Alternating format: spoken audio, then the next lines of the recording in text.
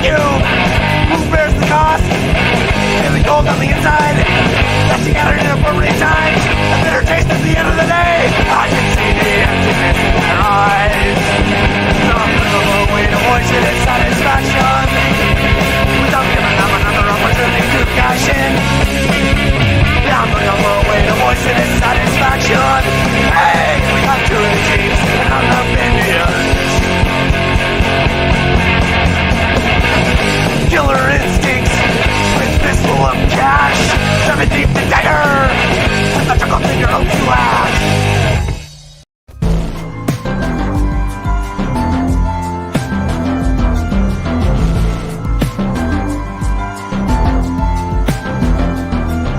Oh,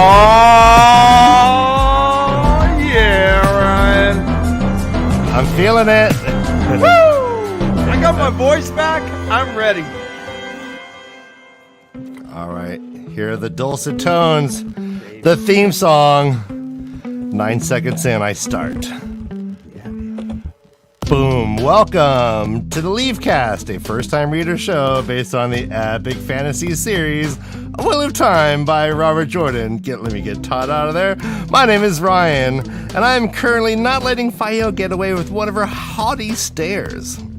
Haughty stares. Haughty stares. Okay. I am Ryan's brother Dan, and please remember that you are a general, a leader, and every bit as much a symbol to your people as that banner out there. And we are the way of the leaf, and this is the LeafCast. Episode 80. Can you believe it? Yes, we are on episode 80. Clearly we're getting the early bird special at Denny's. We're my AARP. Our show's Moons Over My Hammy should be discounted at least 50%. AARP, nice. All right, yeah, we are covering chapters 43 through 45 of The Shadow Rising. And when we say we, that means there are more than me, more than Dan. We got some guests. Let's bring them in. Bring in the stars, Ryan. You know them. You love them. Oh, I see books over faces. Just the way you like it. That's kind of it's kind of our kink, Dan. Over a face. Books over faces. Okay.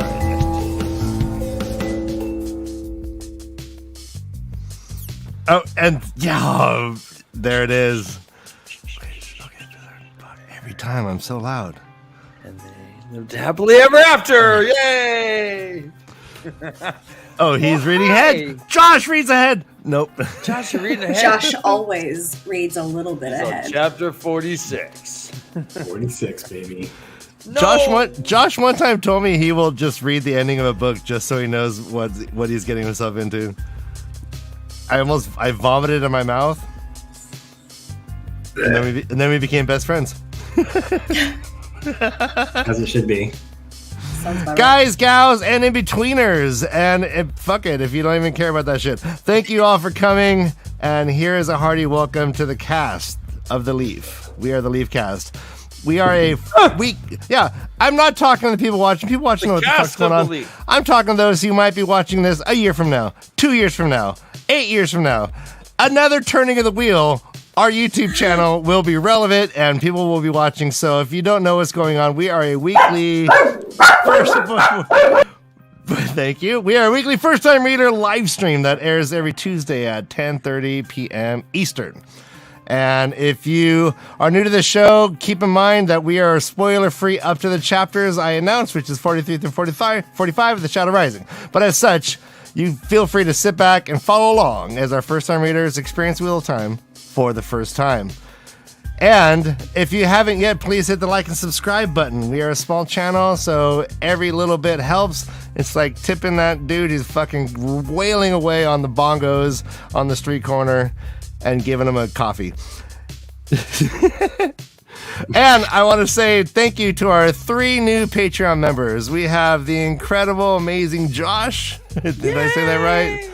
And we have Bryant. And we have Lumen. We got the King Lumen, guys. We I got love Lumen. a little Jordan Bryant. bump, I believe. But yeah, it's amazing. We got 3 new Patreon members. If you have not experienced Patreon, you should go check it out. It's a fun way. It's like a crazy place where people pay for things they can get for free. It's like Guys, you we Patreon members not are like- wacky. Why? Yeah. Why? You know, to join the Puppet Army, we are not. There's no draft. It's all voluntary. But join the Puppet Army. We are a pacifist army. Puppet Army. I'm like, we need a workshop that, dude. I love it. The way the Leaf Armageddon. All right, so let's jump into it, Dan. I think all business will be attended to later. Yeah, that sounds good. Guys, we are dealing with all 3 of these chapters. They're all parent chapters, all consecutive. So we can go ahead and talk about all 3. Don't feel bad about skipping ahead, but I'll go ahead and go kind of sequentially through the chapters as I normally do. But Perrin is shot with an arrow. He is just arrived to Emmons Field. The Varen is there. Was he going to I heard he was going to take up a life of adventuring, but then he took an arrow to the to the knee? To the knee. Remember our niece had a her she still boyfriend does. had a tattoo. No, it's a different guy. Okay, I thought they both got it. Oh, did she get it too? A tattoo of an arrow through her knee. Yep. It's awesome. So he arrives. He's like, all right, I need to get to the wine spring. That's like the main base, right? But he starts hearing, I mean, everyone's like, hey, yeah, you're back. But guess what? Not everyone was back. I think it was 27 people who did not make it back. Hi, Dana Lou. And parent is hearing their mothers and fathers calling out their names. Yeah, that's horrifying. 27 originally to me was just the age of all the rockers who died. That is, yeah, it's true. But it's also the number of Emmons Fielders who, well, I guess Two Rivers people who went to hunt the Trollocs. 27 died in that battle.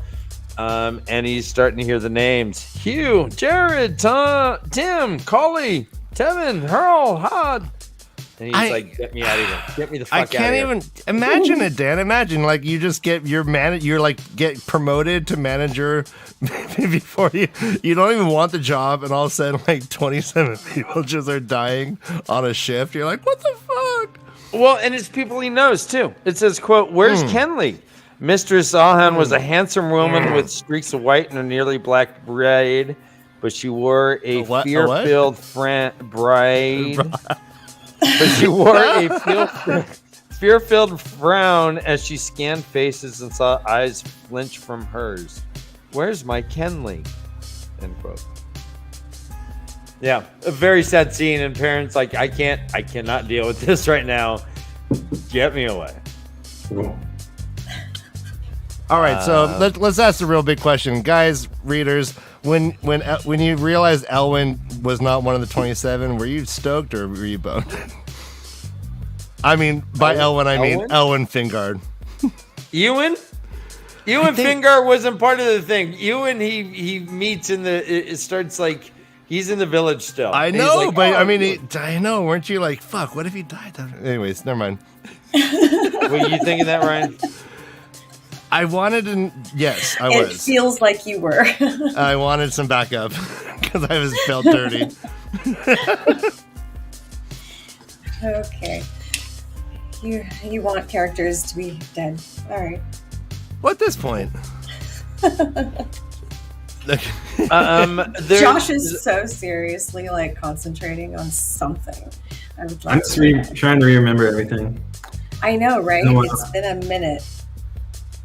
But I don't feel like I know the Two Rivers characters well enough to hate any of them or wish that any of them were dead.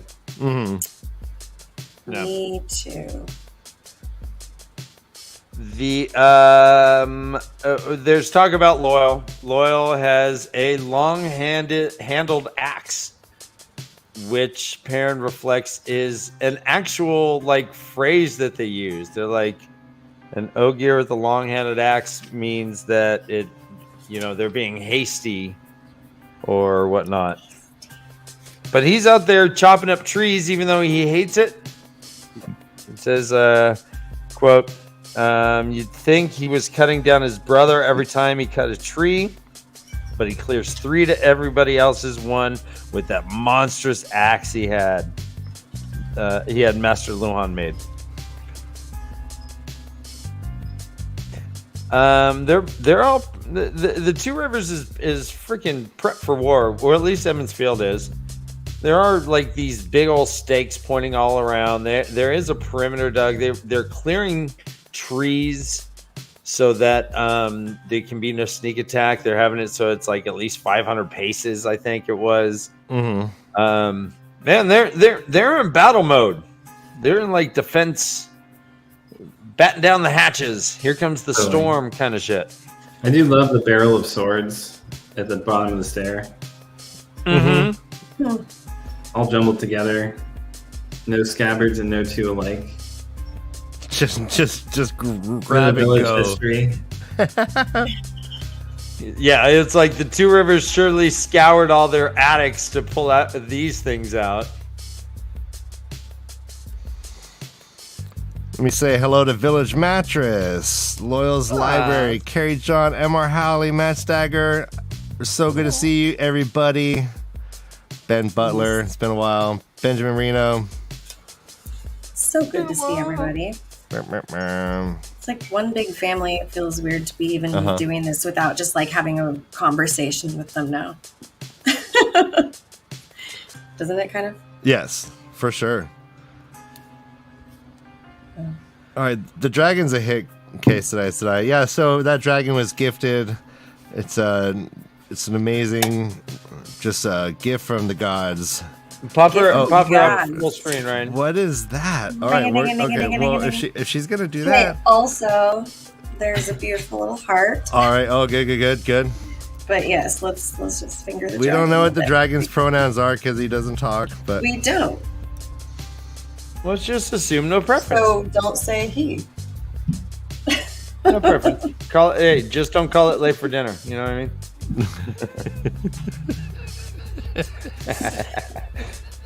All right, Lord Luke shows up. Lord Luke's like, hey, you guys, this looks cool. He was the one who, he didn't show up, but they talked about Lord Luke, how he was like, he told the White Cloaks, he's like, guess what? Emmons Field's closed to you bitches. Stay the fuck away. You can't be around. You can't be like 6 miles from us, or we're gonna shoot you. They're like, well, that's really weird. So I don't know. There is a drinking obligation whenever there's mention of Perrin's adventures. It's quote, fighting Trollocs and having all kinds of adventures out in the world. So they say, I can still call you Perrin, can't I? So, nice. Stretching it. No, the fact that they use adventures is funny to me. I don't know. And so the kids are like all asking Perrin all kinds of crazy. They're like, so what's a city like? What? You went to the Blight? You went to Camelin? You went to the Tier? And Perrin, he's annoyed, but he kind of like fills him in. He's like, yeah, I'd probably want to hear the stories too. So he tells him a bunch of stuff. They don't buy that the Tier is as big as a mountain, but guess what it is? What am I missing as far as like all this stuff before before he gets healed, I guess? Oh, I mean, yeah, not much. It's just he's in a lot of pain. Fael's just showing. It's almost like more about Fael almost than it is about Perrin. Yeah, I think Fael keeps like drugging him with Ilya's like stuff. She keeps over and over. She's like, you just stay asleep. You just stop. And he's like, sooner or later, I'm just gonna stay a wolf. Yeah. If I can't wake up, I'm just gonna be like kind of just wolf brain. We do hear why the Waygate was not destroyed. Apparently, if you take away both of the leaves, then it'll wither away and die. Loyal didn't have it in him to do it. He's like, hey, it's not my bag. Your work. Yeah, it's Paul. That's between y'all. It's like there's an anarchist group and they're gonna bomb the Starbucks, and the guy goes in and he like plants the bomb and he's like, I can't do it. I love their espresso. I just love the way a macchiato rolls off the tongue. I was setting the bomb up, and then I saw that amazing green and white symbol, and I just couldn't do it. There is, we do hear something called the Talisman of Growing that Ogier elders have. Any thoughts on that? What do you think that does? Besides maybe helping make Waygates, but any thoughts? Oh, which part? The one that Loyal's talking about? Yeah, the Talisman of Growing he mentions. Jeez. But we learned that. Wait, why are we not drinking to that? Jesus.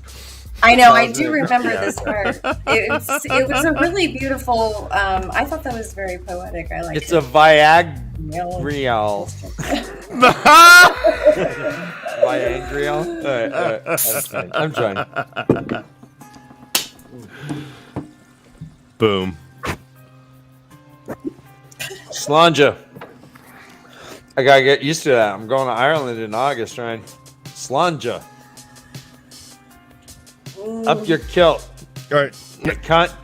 Noman Garden. Yes, you're correct. That's why it was a fictional narrative in my mind. It's like I just really like their coffee. Everyone went, what? We're just here for the Wi-Fi. We're from Belgium. Viagra, nice. Viangrial, nice. Viangrial. All right, good. There we go. Thank you.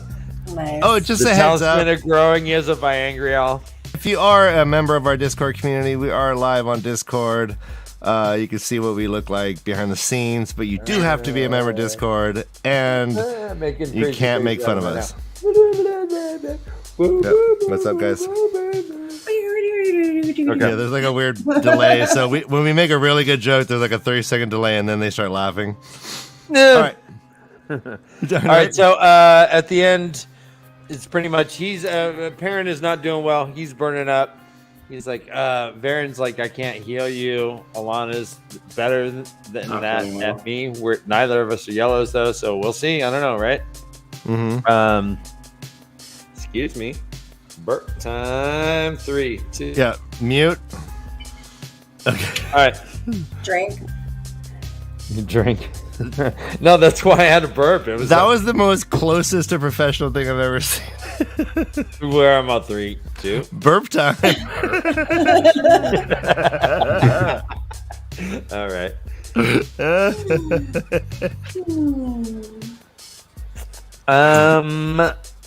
And that's pretty much he starts to get healed. Alana shows up. She's like, oh, this is bad. He may die. Loyal picks him up like a little baby, puts him on the table.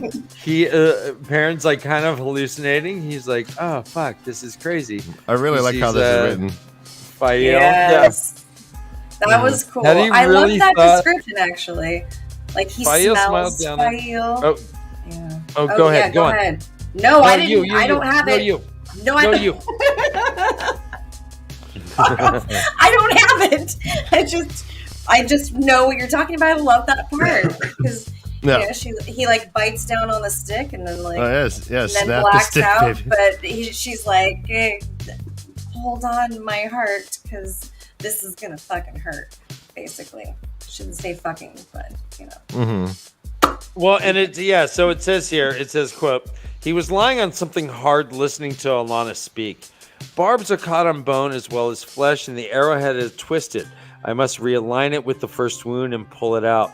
If the shock does not kill him, I can then heal the damage I had done as well as the rest. There is no other way. He is near the brink now. Nothing to do with him, Perrin thinks. Fael smiled down at him tremulously, her face upside down. That's so great. Had he really once thought her mouth was too wide?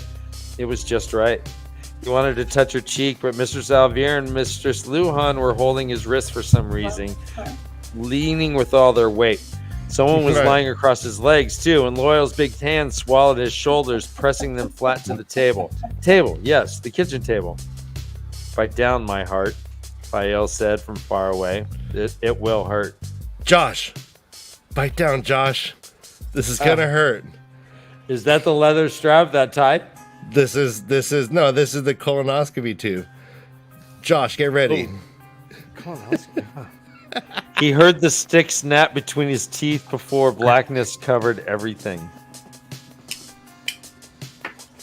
So, Perrin gets healed, but he comes home, and although everyone's stoked that they're home, not everyone's happy. There was quite a few people calling out names of people who will not respond.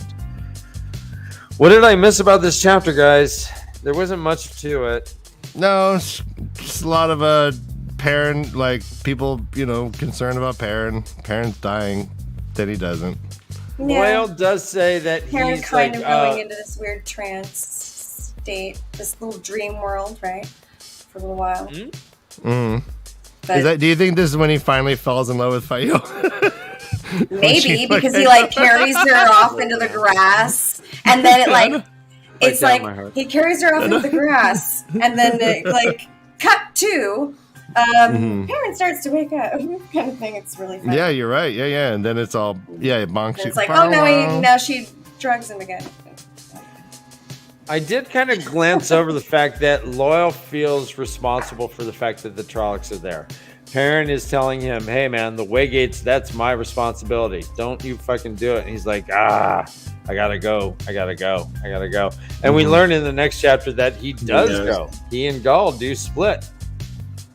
I think the most interesting parts are basically how Perrin relates the adventure through his own internal filters back to the Two Rivers folks, and then what topics are off the table for discussion, the stuff around Rand, and kind of the same sort of, I don't know what to call it, reticence about discussing the reality that they're involved in, and his role as TAVERN, and Rand's role in the greater story.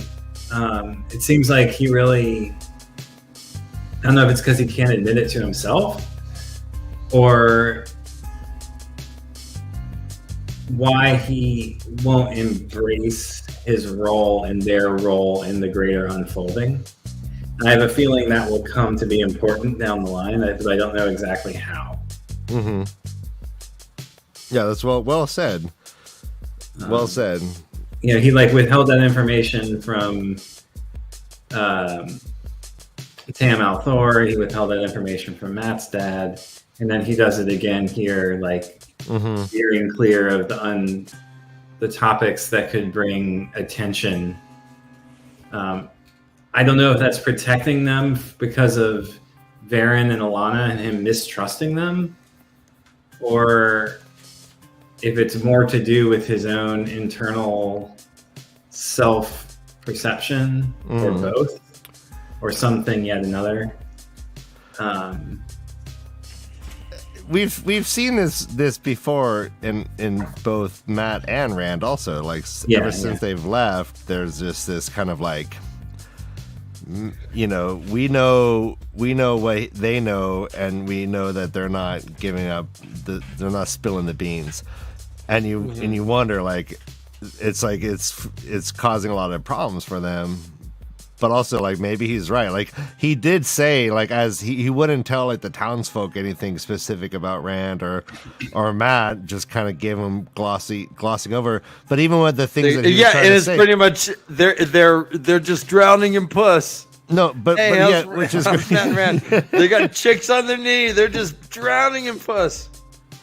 Yeah, and but even that though, to back my point up, is that they didn't believe even the stories he was trying to sanitize for them. Like the people didn't believe it. So maybe he's just kind of right. Like if he went in there being like, "Oh my god," some of it they ate up, but other things that were like, they're like, Rand. I'm gonna call them the real reality of the dimensions of the world. Their two rivers minds can't grok. Yeah, this stone is like can't be the size of a mountain. A dimensionality to reality that their like little world can't hold, despite all the changes that have come and the way things are. Well, and currently. Also keep in mind that a man that can channel is universally known to be just like the gross. Charles Mansons, just like, right. Like, oh no, you're gonna turn into Charles Manson and Osama bin Laden in one. The demon baby of Osama bin Manson. Charles bin Laden. Charles bin Laden. So, you don't want to be a Charles bin Laden. And also, to Perrin's point, he thinks that the White Cloaks are there because there's an arrest warrant out for him. He killed some White Cloaks. He's like, yeah, they're out to arrest me.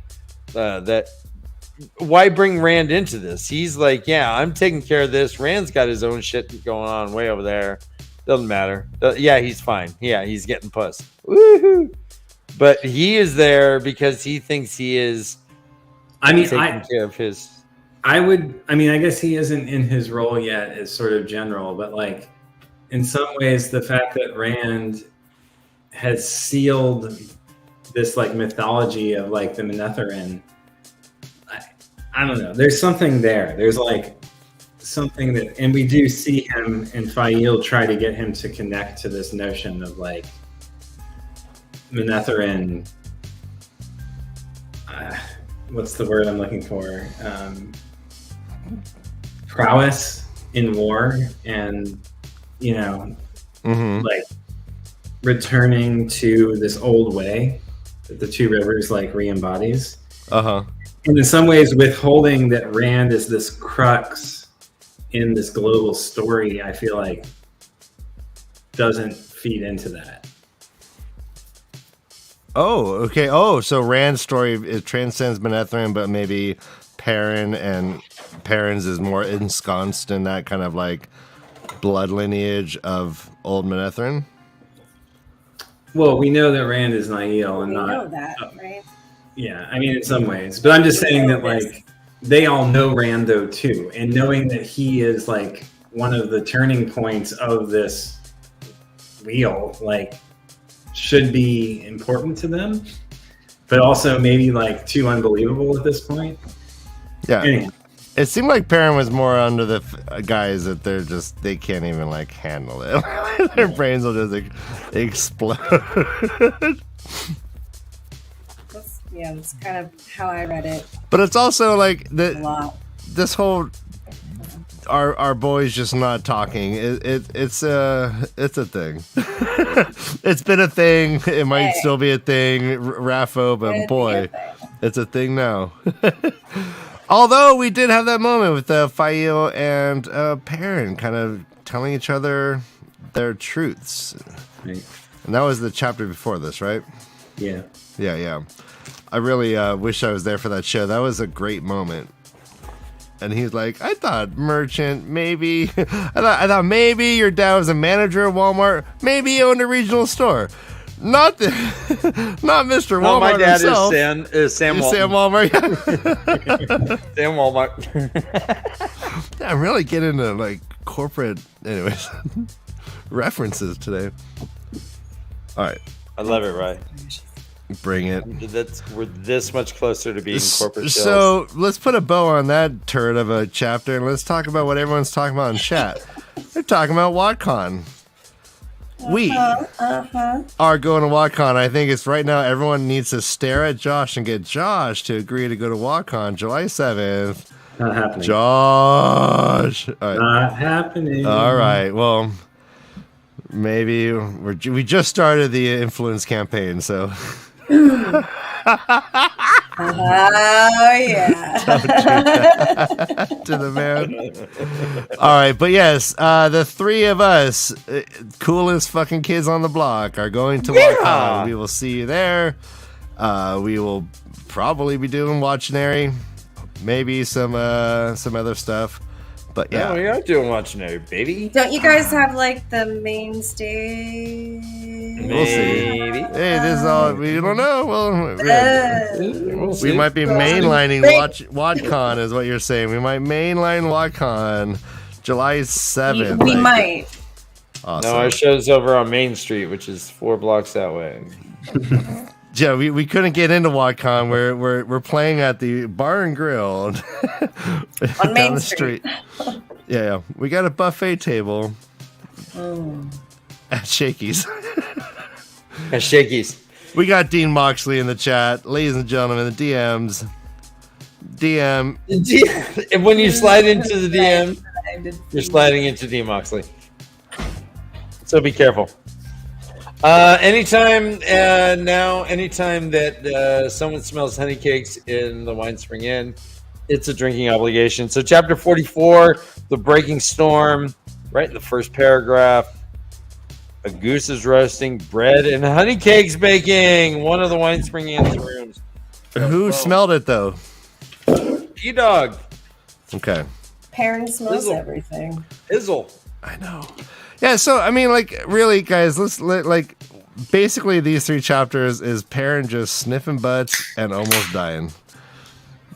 Sniffing butts and almost dying, huh? Sniffing butts, almost dying, and growing as a leader. But yeah, so 3 things: sniffing butts, a myriad of scents, almost dying in his nose. Yeah. Every time Perrin smells someone's emotions, he's really just sniffing.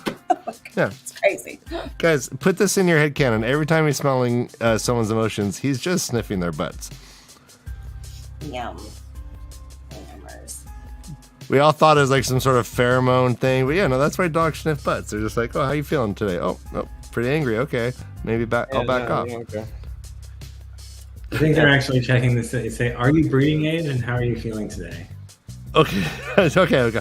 Are you legal? Okay. One, it says here, so Mr. Salvier entered. He could smell she was menstruating. It's right there. Like a shark, like sharks in the Bahamas. Haven't you heard you're not supposed to? I mean, there's a bit of unrealistic. They can smell. He does never talk about Faio menstruating. It's true. No, is it? No, yeah. Well, this is a magical land where that doesn't happen. Oh, so how are babies going? I know to avoid her for the next 4 days. No, I mean, remember Gorilla Man or the man versus? Remember Gorilla Man or Bear Man or Grizzly Bear Man? That documentary about the dude. What? Bear Grylls? Never mind. It's a dude named Bear Grylls. There's a documentary, and then he was hanging out with bears, and all of a sudden he brings his girlfriend. All of a sudden the bears kill them both, and they might be. She was just, Yeah. All right, moving on. Could we? No, Let's move on. Yeah. Oh yeah. This is rough. These chapters are rough. Ryan, you clearly haven't seen that documentary because that's not what happens at all. They get mauled to death. Yeah, but it's because they traveled to an area at a different time and there were different bears than the ones he was normally around. Okay. It wasn't... Okay, no, that's good to know. I wouldn't want to blame her for everything. The babbling crowd did appear to contain everyone in Edmund's food. And they had just done it like 15 minutes ago. I always thought it was like she just went in there and just started Yoko Ono everything, and the bear's like, all right, I'm sick of this. This is all good until Yoko. Like, we put up with you, but not both of you. Her again. Damn. All right, so there was all right. So Perrin is like, he's like, wakes up. He's like, oh, I still gotta go close this fucking waygate. She's like, guess what? Gall and Loyal already went. Can't catch him. He's like, the fuck, I can't. He tries to go down the stairs. Crash. Another drinking obligation because it looked like they looked like a couple playing kissing games. And that phrase, kissing games, I think deserves a drink. Kissing games? I thought we were going to be drinking to him not even being in his small clothes. Yeah, I had underlined that too. He was, he had nothing on, he realized, not even his small clothes. So, Josh, you know what? Yeah. You know the game as well as I do. Any references? Yeah. Yeah. Guys, Slanja. Chels. I'm getting there. 8.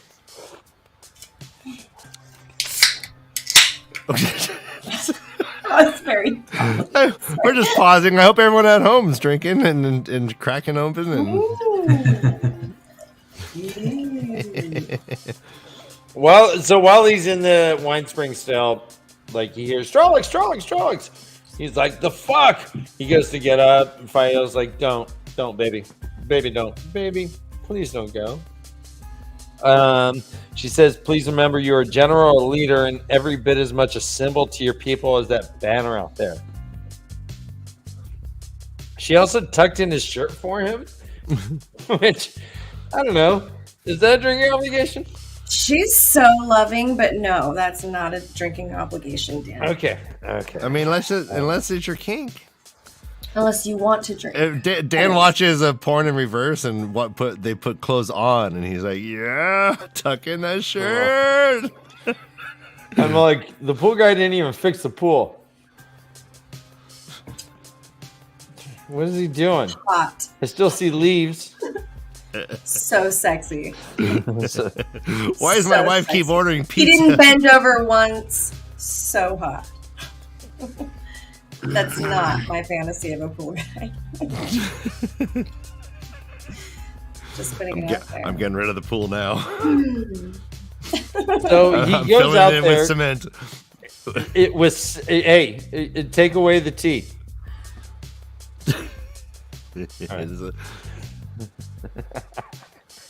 Guys at home.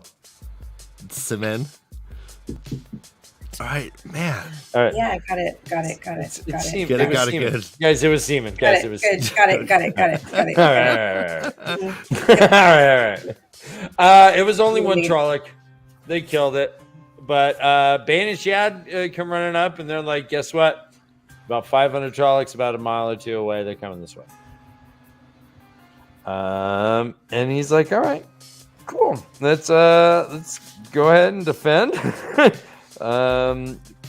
It said, so at first confusion seemed to grow more rather than less because of these Trollocs approaching. But then, quote, order asserted itself with surprising quickness. Good line. I like that line. And I'm drinking. Well, no, I'll wait because later on it says behind the bristle of stakes, uneasily fingering spears or halberds.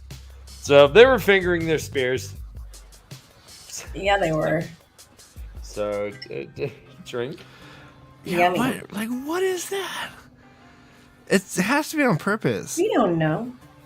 They were uneasily fingering it. Definitely They're fingering. on purpose. Everyone's fingering every fucking thing, and it's like, Jesus Christ. There's other things to do with your hands.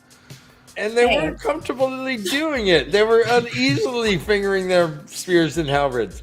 Jesus, you can be like futzing with it? This doesn't feel good. We could do a whole show on different words for fingering, like futzing, adjusting, handling, gripping. Also, they uneasily held spears and halberds. Yeah, you can do anything. They fidgeted with. I like futzing. They replaced fingering with futzing in the entire book. What if this was another channel? Maybe. Yeah. 20 years from now, futzing will be a funny joke. So Daniel and Tell, They Yeah, see, somehow Dean makes it worse. Somehow Dean makes it worse. I'm a finger Dean. So,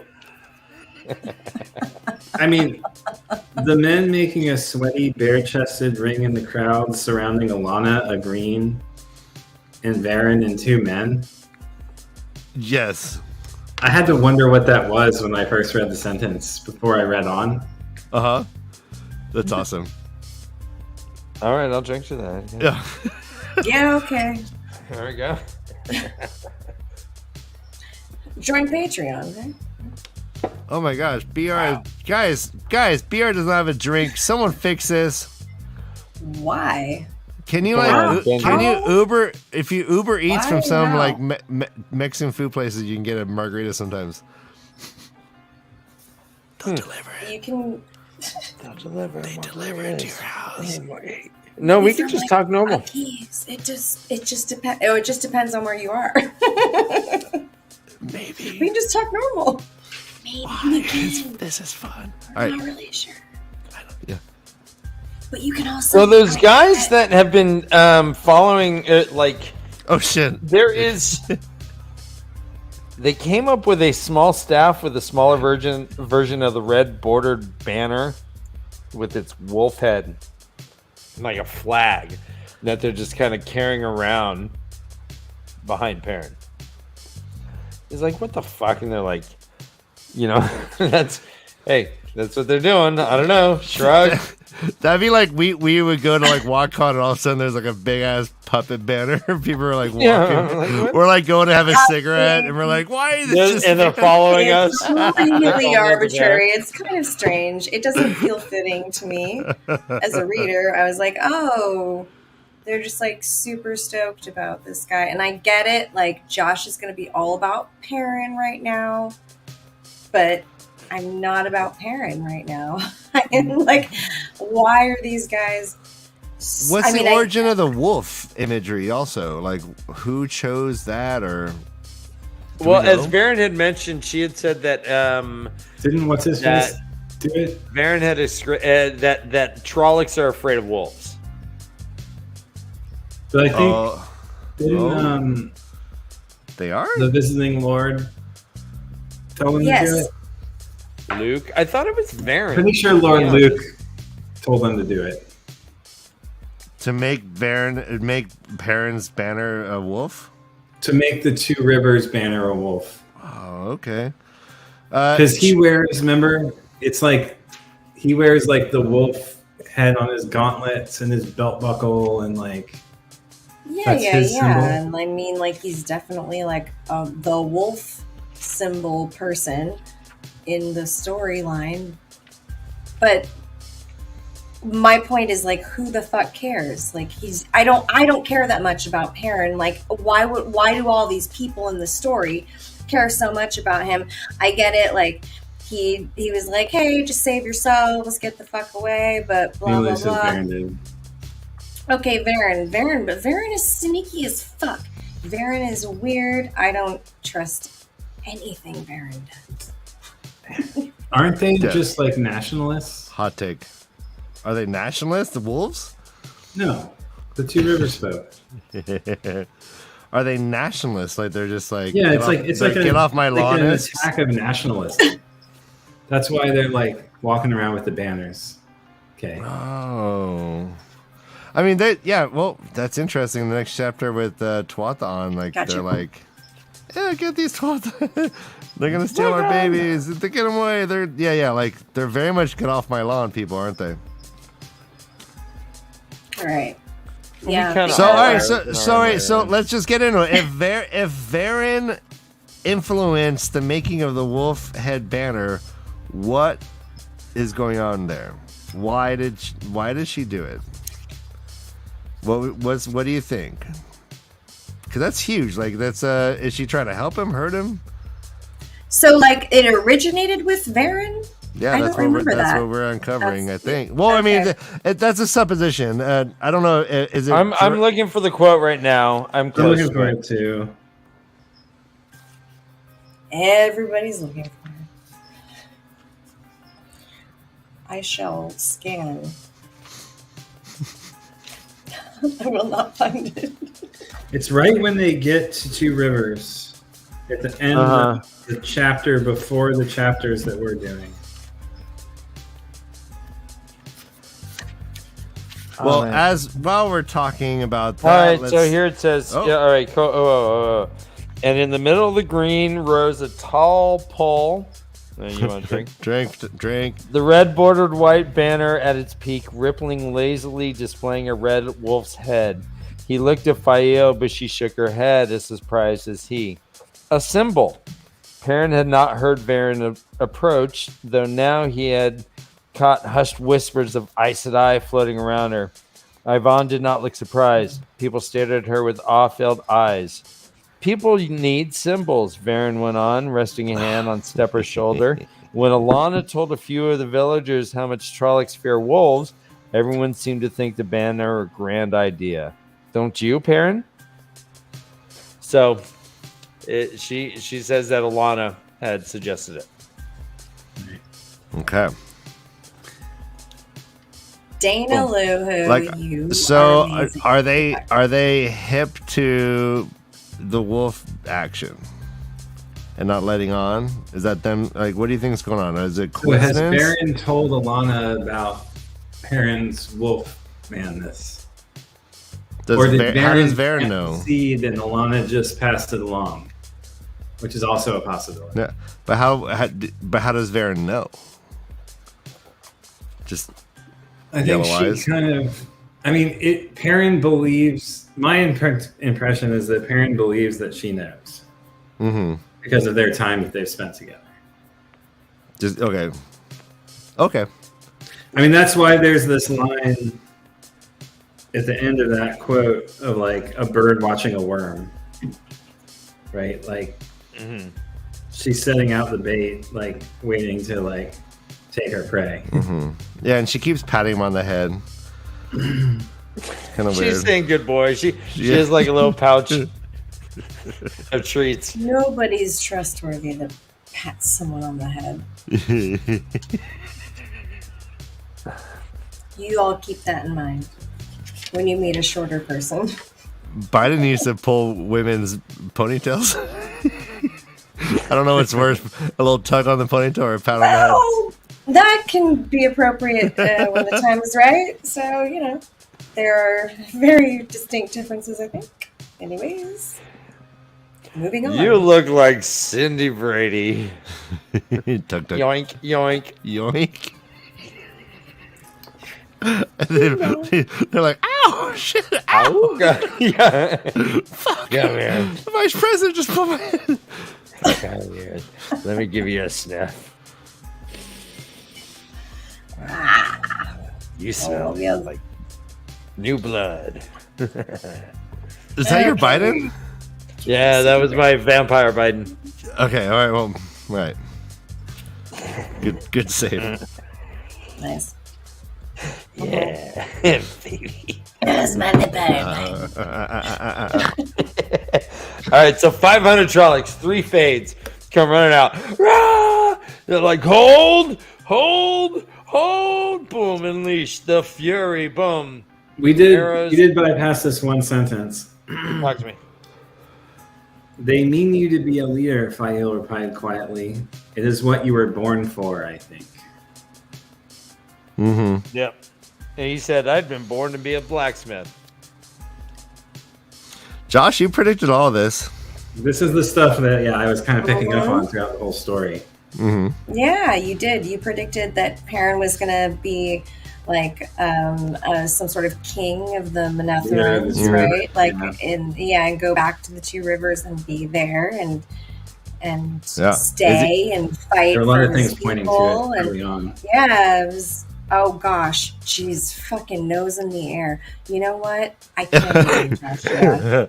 I'll just back off with the compliments now. Okay? You know what? You were right. Now, well, I mean, the question is, what kind of leader is it going to be? Is it going to turn into, is like character art for him to turn into like some despot, like Hugo Chavez type, or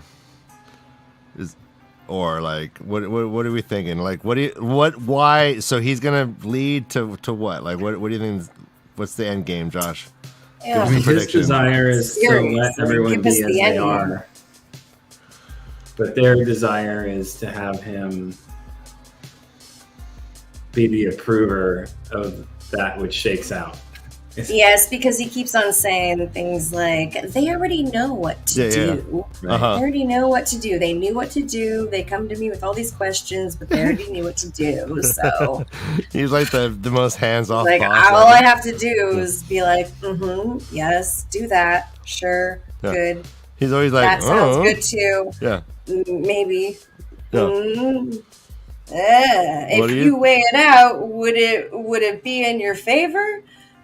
They're like, yes, I'll do it. It's fucking ridiculous. So, I mean, yeah. But Fail, I love. I don't like Perrin. Okay, But we all already right. So know that here we she's go. essentially a princess, Jeez. and now she can be a queen. Bummer.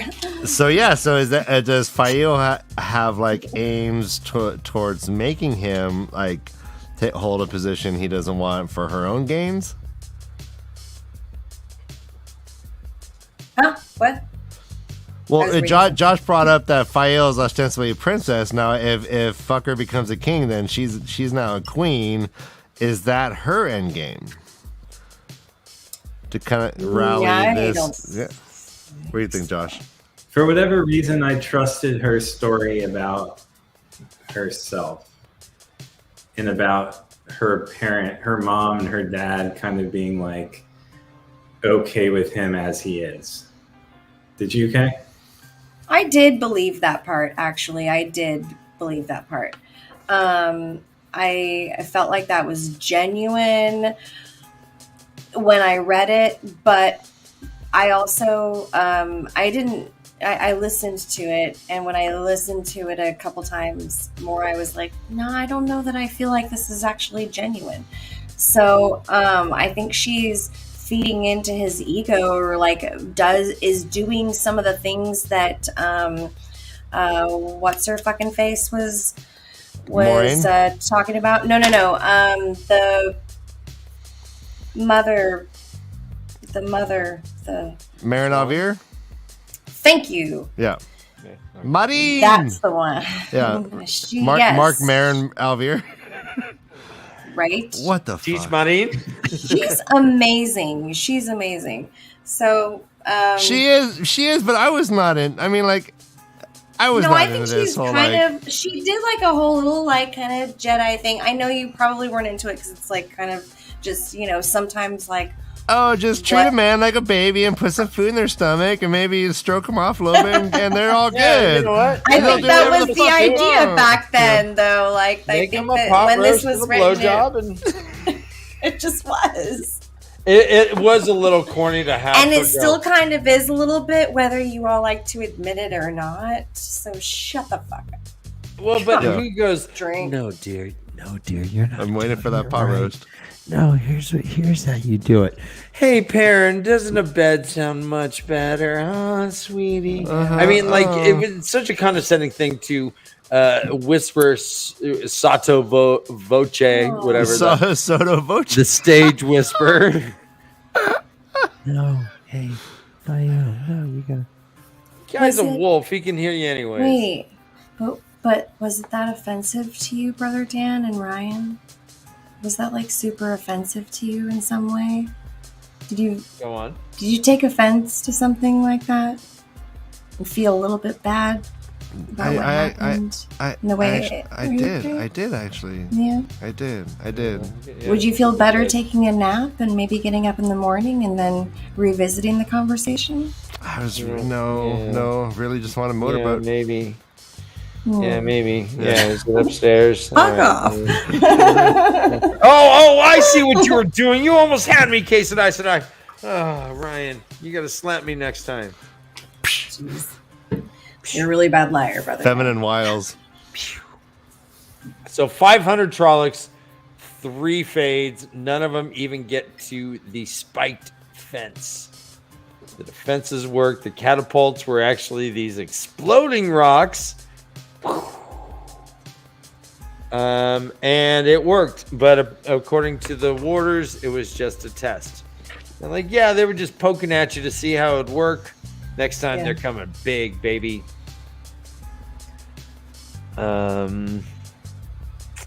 There was also a tiny bit of discussion, like, so Varen starts wandering off in her mind, as we all do, right? She says, Josh has been doing this entire show. Yeah, what? So Perrin asks, so what if there's 10,000 of them?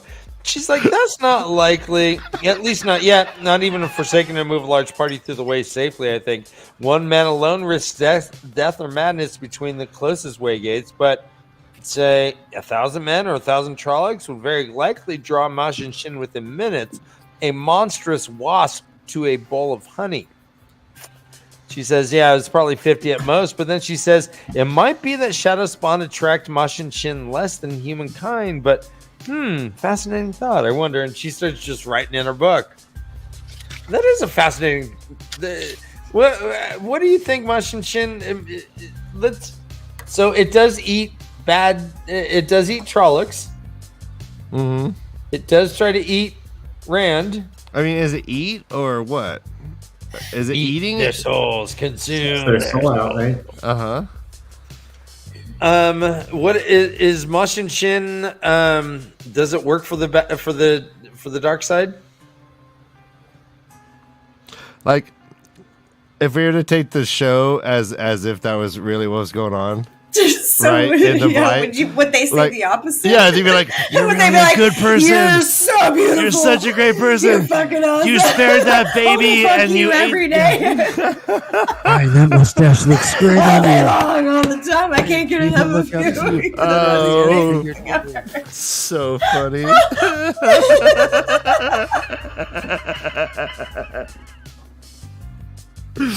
Your farts smell better than most. Yeah. Your shit doesn't stink. Not much. Not at all. It smells like fucking roses. I mean, it has stunk, but on the average, no. I'm just gonna say no. It doesn't stink. You're smarter than Narg. There's more than one way to show intelligence besides talking. Okay.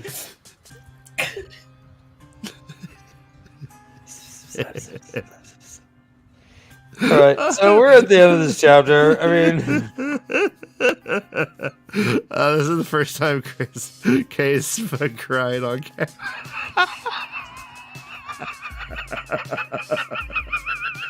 Kay said I want to see you cry on camera for the first time. It is easy to make rhymes. That's amazing. Yeah, let's take a break.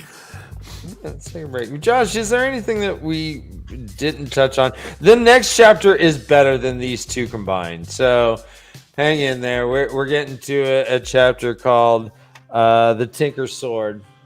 I like this chapter. We can talk more in depth about this one. The last two have been pretty jank, though. Okay. Yeah, is there anything? Okay. You know what I'm gonna do? Yeah. Let's just expedite this shit, right? We've only been on for an hour. This is great. I know. I'm having a good time. Let's just actually go old school, and I'm gonna play some music. All right. Yeah. See you guys in a I love bit. it. All right, mute. Don't.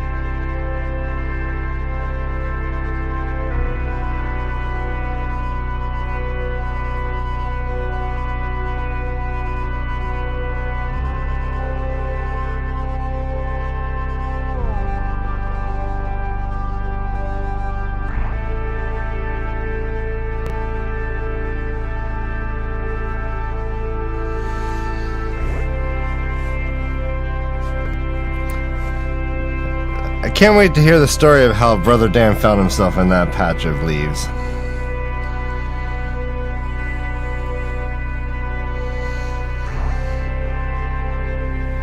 It's surprisingly convoluted, Ryan.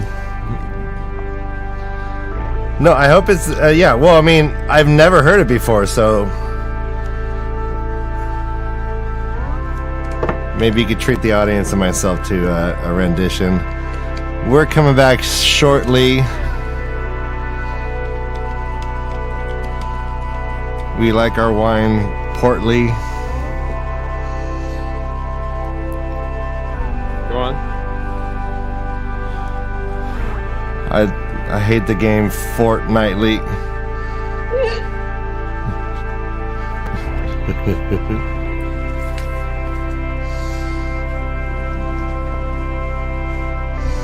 I'm feeling like a dorkly.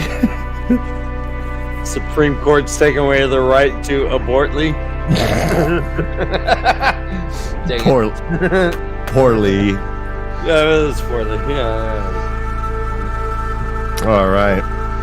So we've been listening to my good friend Iris Fibers, and I'm excited that he has been away in med school for a long time, and he's coming back to California shortly. Hopefully we'll get some more music from him for the show. Med school. I love this stuff. I really love what he does. Yeah, you really need headphones for it to get the full experience. But yeah, if you want to go to sleep and have the worst dreams ever, listen to Iris Fibers right before you go to sleep. All right, we're coming back. Let's start the show, everybody. And a hearty huzzah to everyone, guys, gals, and in-betweeners, humans, all ages, all spectrums. We're back. And you know what? And horses too.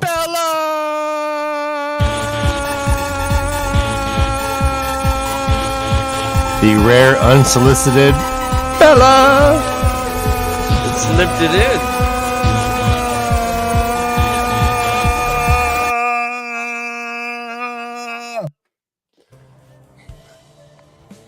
That was for you, and for you, and for you. Hey. Oh. Mm-hmm. Oh my gosh, my dog is freaking out behind me. Shh. I was just thinking about over the break how, kind of like in Rand's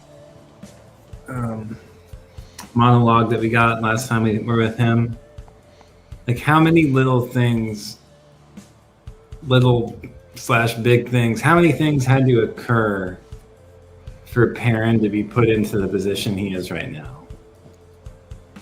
From like being taken with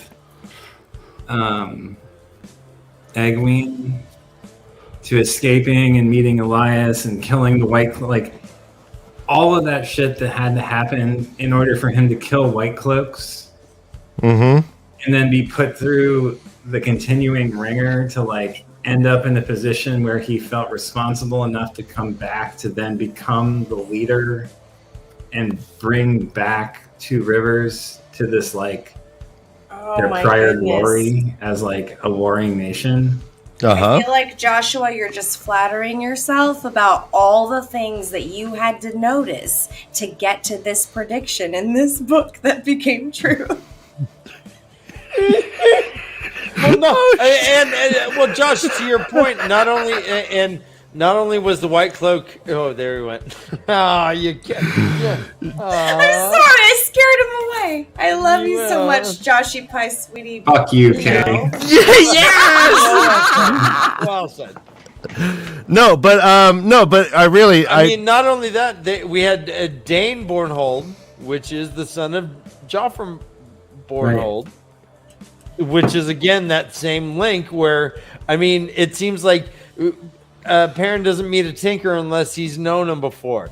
Perrin doesn't. I mean, everyone. How much of like, that how do you know all is these people? Right. So how much of that is free will, and how much of that is TAVERN, and how much of that is this is the wheel telling Oh, I'm leaving. You're out. No, I'm here for this. I'm here for this. Yes, yeah. Well, that's what it all leads back to, right? Is that question? No. What?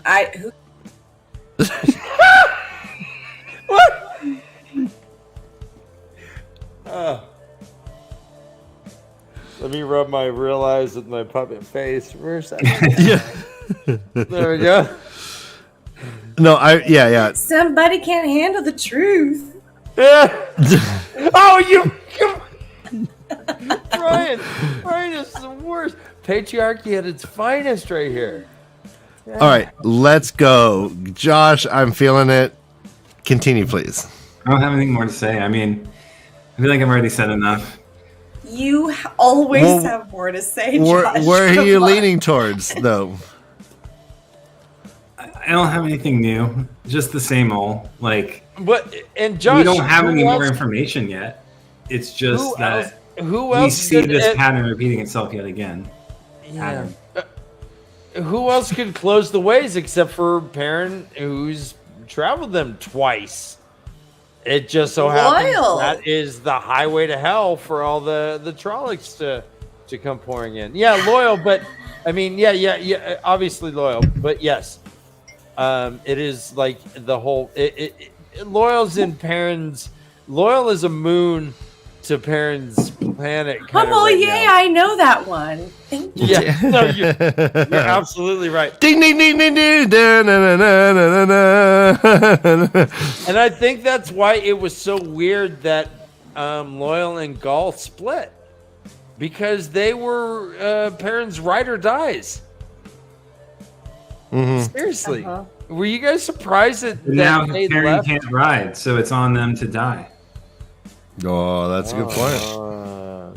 Were you surprised that they took this on themselves? No. Yeah. Like, do you think? I mean, Loyal is gonna leave right then. He's like, "Oh, I'm out." He's like, "I'm bouncing," and then Perrin had to stop him. So I mean, Perrin's like, "No, this is my job."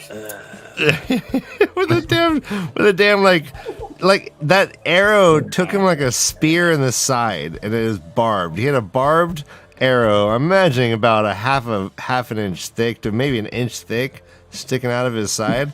That's insane. Bro, we get like 10 ribs. Whatever you get, so he got a spear in one of them. What? That's like 9 more. I'm raising my I mean, it did recall. Go ahead. I actually felt like he was kind of. I'm sorry. There's a fly in here, so I'm also doing some weird movements to flick away the fly. Aside, I felt like Perrin was kind of a pussy with the arrow situation because, come on, like, women go through so much more. That was like, get a fucking grip. Like, I need just to be knocked out the entire fucking time while I'm injured to deal with the pain. I wish that was the case for most situations that we deal with, but it is not. So that was unrealistic to me. Dean Moxley, and I was like, for the fuck win. off! Pussy about an arrow. Fly. Thank you. Fly! Fly! I'm sorry. Perrin, man up. Ooh, a fly! No, I'm not doing this, Sasara. It's a fly. Fly. I know. I love it. Thank you for quoting me. Shit. He was near death. He did have a fever. He was infected. I was fucking around earlier. Sure, yeah, we got a bunch of ribs, but yeah, even getting a spear in one of them. I'm not fucking around. I actually do think he was kind of a pussy about this, except for the fact that he got close to death. He didn't want to be knocked out. This is knocked him out against his will. How was he being a pussy? Okay, fine. That's true. In fact, we can talk about that. True. Hold on. And that was weird. And he just had said, like, right before that, right before being knocked out, I think for like the second time, he was like, hey, I'm gonna turn into a wolf. Like, if this happens too many times, if I go into this dream state too many times, right? Am I wrong about this? Can someone help me here? He mentioned it when they were doing their truths. Yeah. Yeah, I don't know if he specifically said, if I'm in the dream world for too long. He said there are times when I am... Right. When I don't know if would he kind of become more like a wolf than a man, at least in like the state of mind. Yeah. And yes, Fael roofied him, and yes, this is true. Noman Garden, thank you.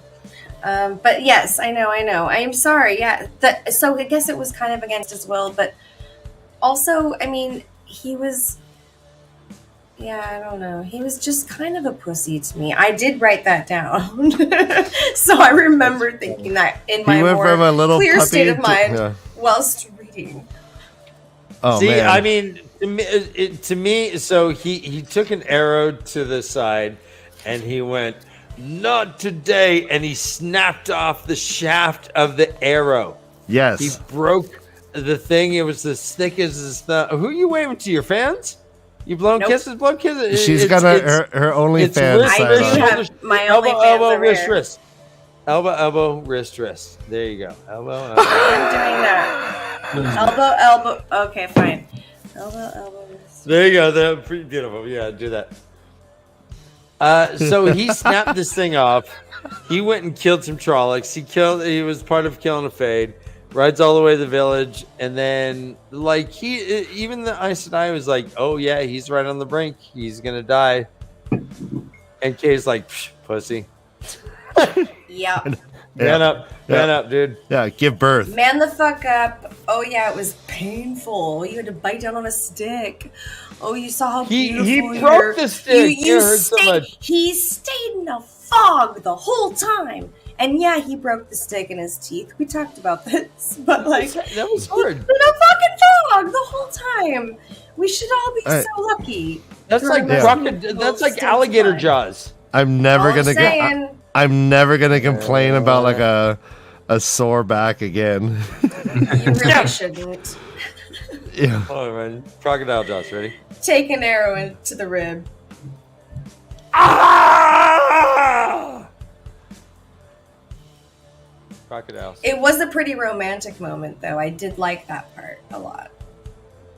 Because he saw Fael in like a very different way, and I think that there was an element of like him kind of really falling in love with her at that point. So Josh and Kay, but do you think I think he had already done that a little bit too. Previously. So, anyways, go ahead, Brother Dan, with your question. What? Josh and Kay, do you think that she dosed him with more of that tea stuff a second time? Oh yeah, for sure. Like over and over again, I think. Oh, okay. I thought that's what I read. I don't think so. No, not over and over again. I just remember the one. I knew it was once, but I didn't remember. I mean, if your headcanon is that, you know. That's what I thought happened. I thought he was just like getting dosed and like. Oh, that makes sense. To stay like in this like weird ass, foggy ass shit. No, he was just doesn't dying. Make much sense. Yeah, no, this sweetheart, was like he was just fucking dying. Yeah, he's on death's door. It was the infection kicking in. Yeah, he had a fever. It was fuck fever off. shit. That's my canon. I'm sticking to it. I like that shit. You can read it however you want. Your cannon turns into a howitzer. You did say. All right, chapter 45 is called a Chapter Sword. 45. I do love this that Perrin asked, would she come hunting with him, running across the endless grassy plains after endless herds of deer as he passes out the last time? Yeah. I mean, just to go along with your point. The one last thing I'm going to say. Kind of kinky, huh? And wolfish. I thought. Wolfish. Yeah, exactly. The one last thing I want to question is, like, all right, fucking spear in the side is like pretty clearly a stigmata. Spear in the side keeps on turning. Nope, I hear you. We get this from Rand. We get this from Perrin. Twice, right? Yeah, at least twice. Who is Perrin's character, and can it makes me wonder, can he still be the Messiah? Like, can Perrin fulfill the role of the Messiah? Like, why are there the three of them? Mm-hmm. Are they all jockeying for the same mythological role, or are they their own reincarnated Father, Son, Holy Ghost? See the understudy in the turning of the wheel. Are you talking like Trinity 3 in 1? Or there can only be one. To interpret it. Okay. Silliness. But I don't know. I mean, yeah. Or are they all messiahs in their own right? Can you have a plural? Can you have many messiahs? Yeah. Well, Rand is the only one who can channel. So there is that, but Rand can't communicate with Wold. Know of, but Perrin can do something older yet again. Yep. Something only like maybe myth has referenced. Yeah, like something older than the one power itself. The breaking, yeah.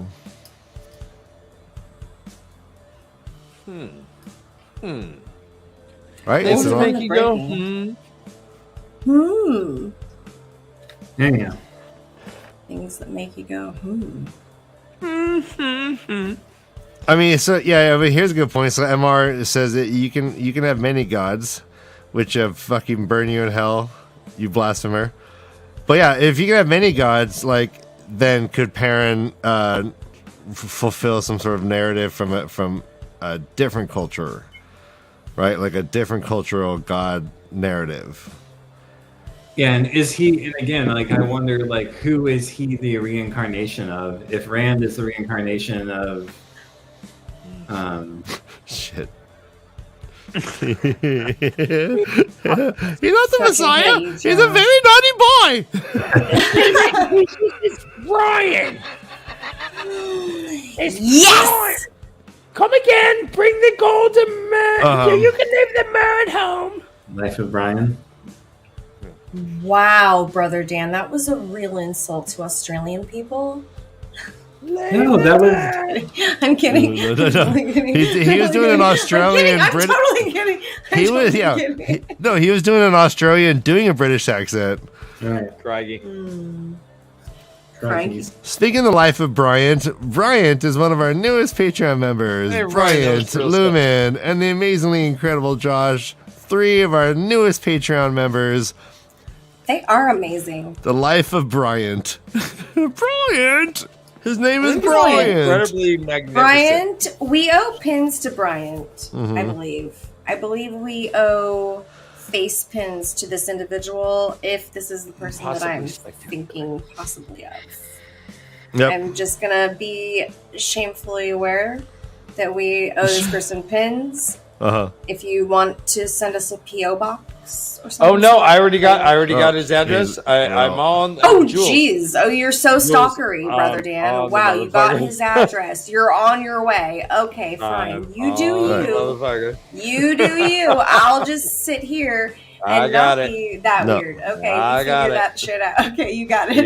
He was the man, and I said, "Hey, your name's You got it. Very You got familiar. it. You're amazing. I think I know you some pins. This is bumming me out before." Nice. Yeah. Oh, you're so sweet. Amazing. I'm so glad that you thought about that and did that. Good job. Don't be surprised. I'm not surprised actually, because you're like a very kind individual. This is the way. Yeah. Oh, Dan is the man. Speaking of which, Dan is the man. And Dan is obsessed. No, not that one. Dan is the man. Parks and Rec. No, okay, that one works.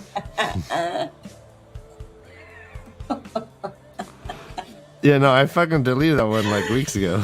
Oh, you did? Well, I like that. Yeah, no. Well, yeah, you weren't the man, so like, yeah, fuck that. Did I do something? About I'm sure you always do. Because I put no preference, and you're like, well, he's not the man anymore. Oh my god, okay.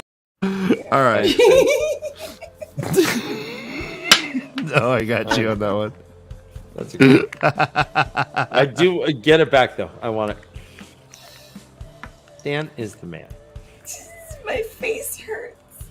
So good. All right, so chapter 45 it has the Sublime Sun tattoo. I don't practice Santeria. I ain't got no crystal ball. There you go. God damn. So Perrin wheels his horse around to the other side, and there's Senbui and some Coplins. I don't know why he just like let Senbui and the Coplins run a whole part over there, but they're like, "Hey, yeah, we killed some Trollocs too. We were shooting at them. We're heroes, ha ha ha." And Perrin's like, "You dummy! Those are tinkers, dummy." They're like, "Tinkers, they're gonna steal our babies. They're gonna. You better staple down your shoes, guys. They're gonna steal them off your feet." So the xenophobia, even in wartime, is a very real thing, and we can even see the Tinkers as being refugees of war. Yep. In this environment. No, absolutely.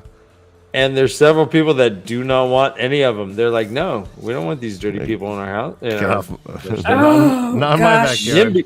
NIMBY. Get them. Yeah.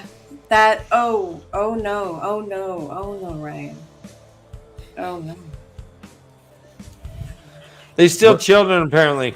Did you say hit? And you? I think it's just because the way the say Leaf that. is so cool that they become hippies. They dance. They have sex with all kinds of caravan women. Yeah. So stealing children. Yeah, that's what I'm talking about. That's Aram. That's Aram. Yeah. He's all bad. Can I have a sword? He's like, take one off the wall. He said, what? Take one off the wall. What? All right. Anyways. All right. You see what happens, right? When you pop Luferigno on the screen. Yeah, apparently. You go down a rabbit hole, one-man skit. What? No, it's good stuff. It's good. It's fine. But I wasn't. I was barely listening. Josh, were you listening? Yeah. Hey, have you heard? Have you guys heard Lou Ferrigno's audiobook? Neither is he. No. All right. I'm so dumb. All right. What is happening? I don't know. Everything's falling the fuck apart is what's happening. I know. Brother Dan, get back on track. Where are we? Yes. Yes. Shit, Oh, thank you. man. Thank you. If Chris is telling me to get back on track, I'm really off the rails right now. Uh-oh. I'm telling I'm more Ferrigno death sober than jokes. usual. Right. You know what? So You are there's correct. All right, I so should talk be down sober. to him. Talk down. Get All your right. ass in gear, man. So Tell the me what happened in Tinkers, the book. yeah, the Tinkers show up. They're like, "All right, come on in. Don't give them no shit." Parents like, "Don't give them no shit." The Tinkers are cool. This is where all that like spear licking happens. They got their ass kicked. The spear. Hold on. Spear. I don't know. I don't know. That was Spear licking. okay. Again, my Practically. headcanon went there with like the end of this battle. They must have just like licked their spears clean because they were pretty badass. Nice. Licked him clean. I like it. Just like- Let me see. There was so there's not a whole lot of Tinkers left. They got their ass kicked. They got fucked up. Isla has a big old bruise on her face. this one. Rand is like kind of limping along. They're like, the way of the leaf is the right way. All things die in the appointed time. And he trailed off as if he could not remember what he had been going to say. I mean, if Rand doesn't even know the mantra. He's pretty weeded out. He's like, oh god, he's probably concussed. Yeah, and they all got fucked up, including Aram's mom, apparently. Rain. But before we get there, Perrin is on his way back to the Wine Spring Inn. He's tired. He's like, oh man, this thing totally knocked me on my ass. This is that healing was gnarly. And everyone is coming to him with problems. Yeah, he's got 99 problems. But a spear in my side is probably no longer one. Yeah. But File's probably one. File's definitely one. Master Luhan is like, I can't get my shit done. They're bugging me. He takes care of that. He's like, you could have done this, Luhan. What the hell? He's walking away. He gets, they're like, hey, Perrin, there has to be a faster way to bring the shepherds and herdsmen in. He's like, oh, there's a bugle in Senbui's house. Just use that. Toot, toot, toot. 3 toots. There you go. Boom. Fix that. Boom. There's a stout Cooper. 3 toots, fix that. Looks hilarious. Nice piece of cake. A stout Cooper. You guys, you know what a Cooper is? I looked it up. A Mini Cooper? Cooper? A Stanley Cooper? This is a stout Cooper. This is not a Bradley Cooper. Is it the sixth man of the year? Sixth man of the year, multiple 6th man of the year award winner, Michael Cooper? If it's not a Bradley Cooper or a Mini Cooper, I don't give a shit. Nope, don't give a shit. Nope. This is a stout Cooper. Josh, do you know what a Cooper does? Cooper, don't they like make barrels? Well done. They make barrels. He's like, oh, I got so many fucking barrels to make. They're like, don't worry about it. We'll have someone chamfer staves. I looked up what chamfer is. Chamfer is pretty much cutting angles so that a board can like fit. I mean, it's just kind of this woodworking thing. It fits together. Mm-hmm. He's like, boom, boom. I got labor for you. I got this done. Boom.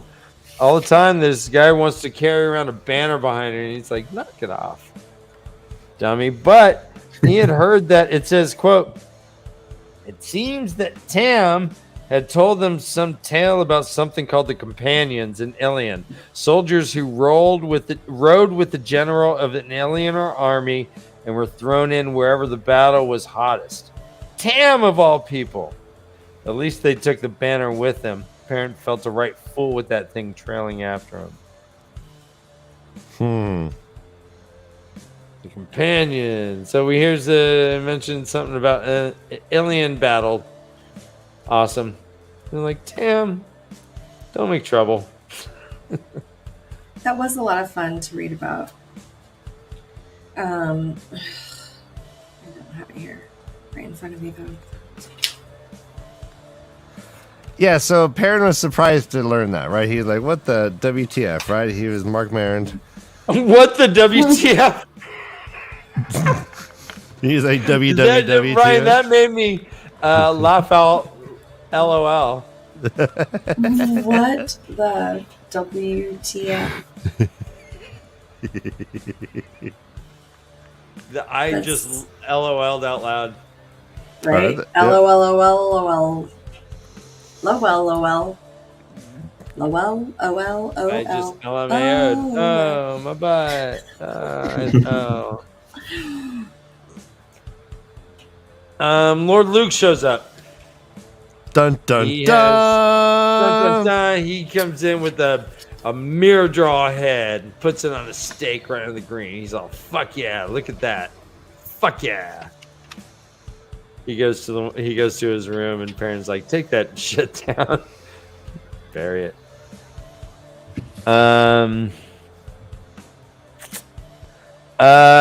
He handles some more questions. Someone's like, what do I do with these kids? And he's like, it's like, baby, you got 4 kids. You know what to do. I don't have it.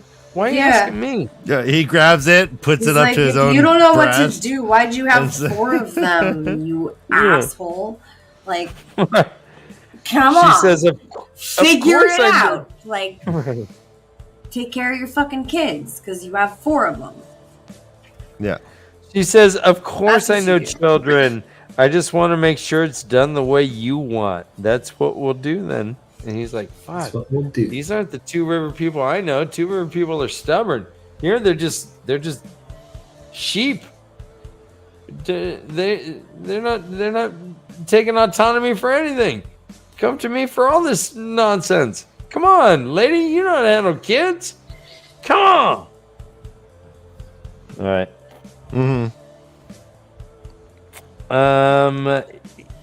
So he goes into the Wine Spring Inn.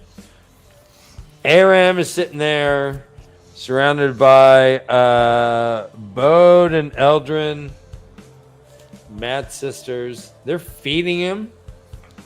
The hell? He's this handsome dude. It's like Brad Pitt sitting there, and they're just like all star eyes, Gaga. like ooga. Hamana.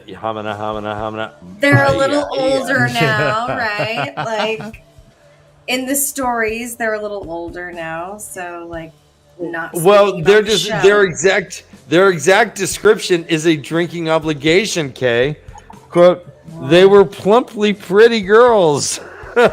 No, what? Okay, no, I'm near plumply pretty girls. What does that mean? Plumply pretty.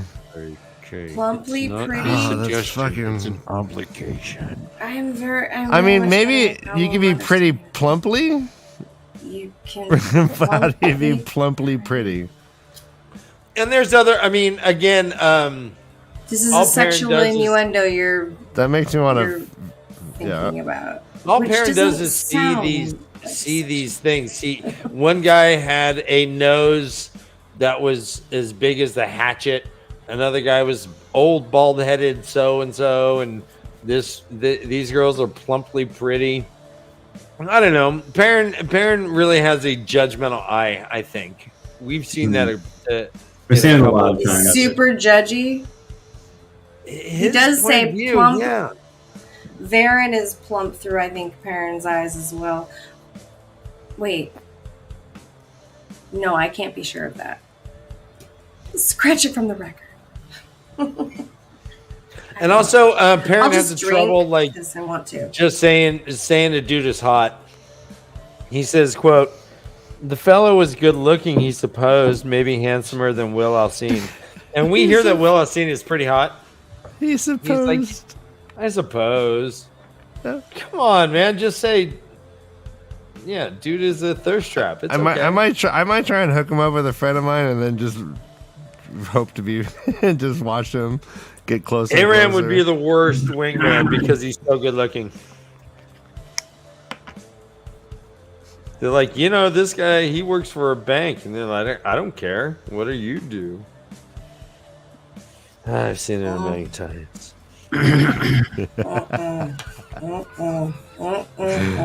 Plays out like clockwork, like a story that. So writes what itself. happens next that you want to Fael kind of mentions that she steps in and she has an apron. She has flour on her hands and maybe on her nose if she looks cute. And she said she had never baked anything before. She's like, "I want to do it again." And Perrin's like, "Well, you better learn. I want bread. What are we just going to eat the rabbits I catch? I need a woman to make me bread." And she says, "The cook will bake, of course. One of her helpers, really, I suppose. But the cook will oversee it." And he's like, "Jesus Christ, what kind of world are we talking about here?" Yeah. Oh, jeez. That's next level. The cook. To just say, yeah, we'll have a cook.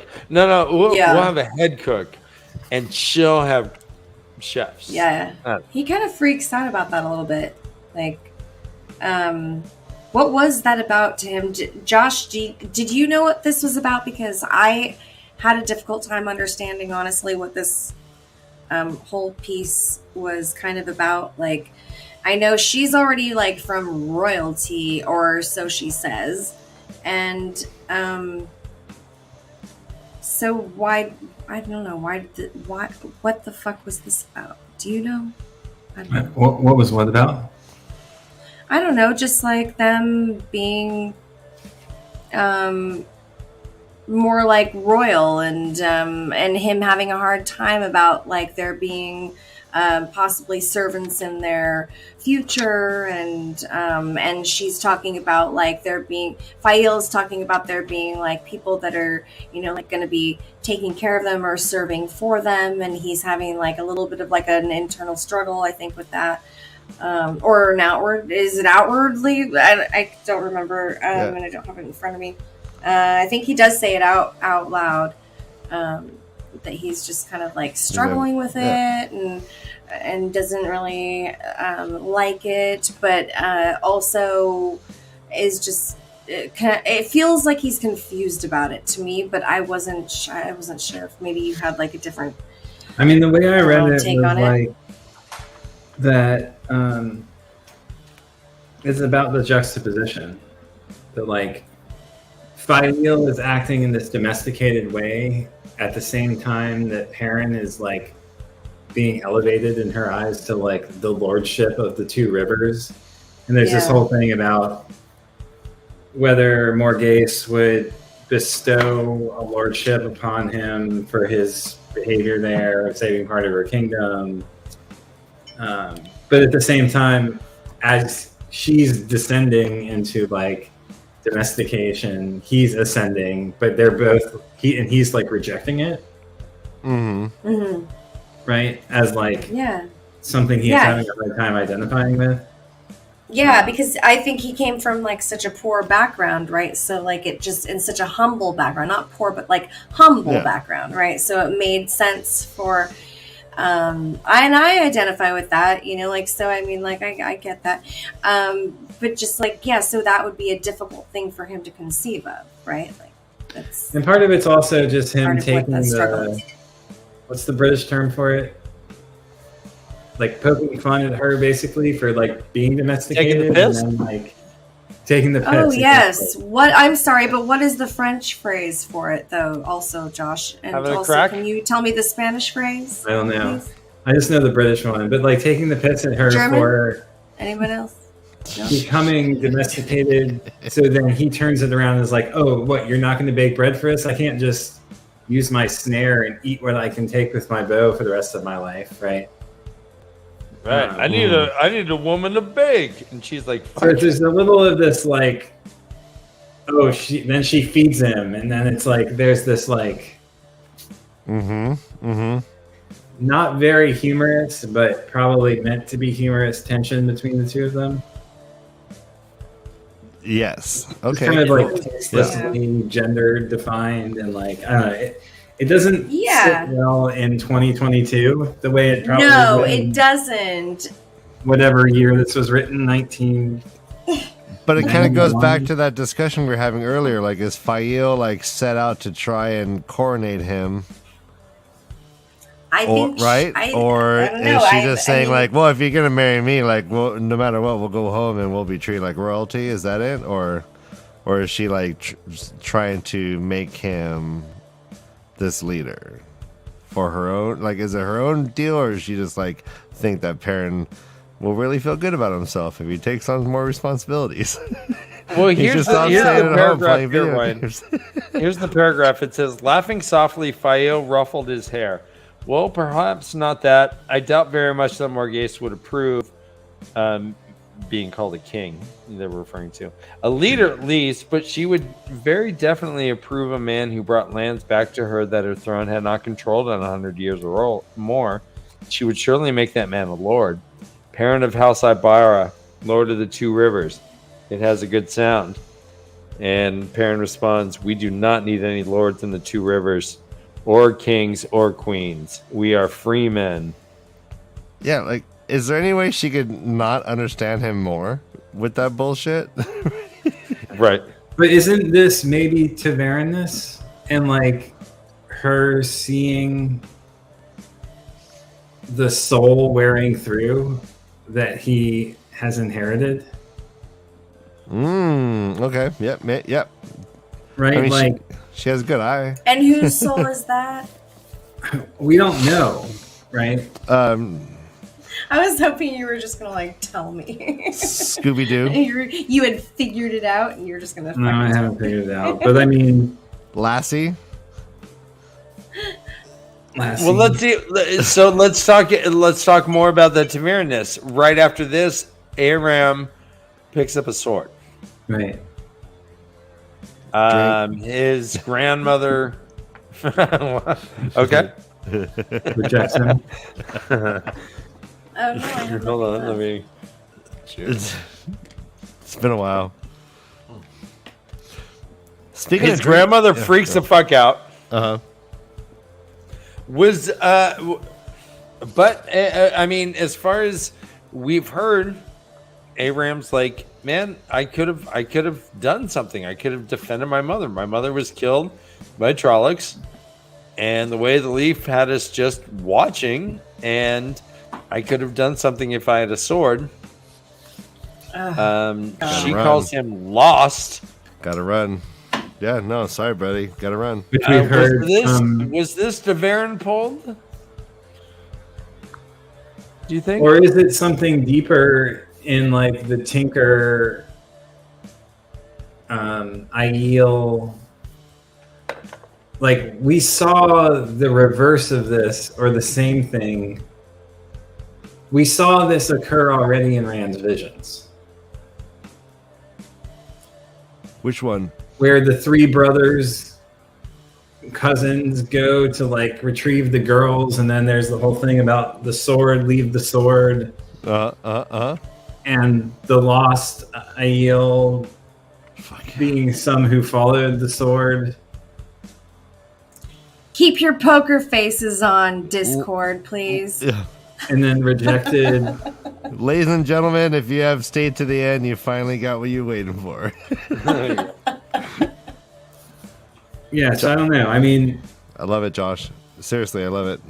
the wolf head pommel on the sword too is an interesting symbol, tied up into all of this. Of the sword that he chooses does make it seem connected in some way to the new thing that is happening, that is emerging in the Two Rivers. Perrin does. He does not stop him. But he feels sadness about it. He says, quote, any man has a right to defend himself, to defend his. He has a right. Leave him alone.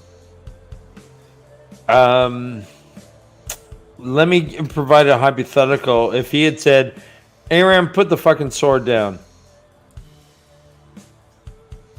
would Aram have listened?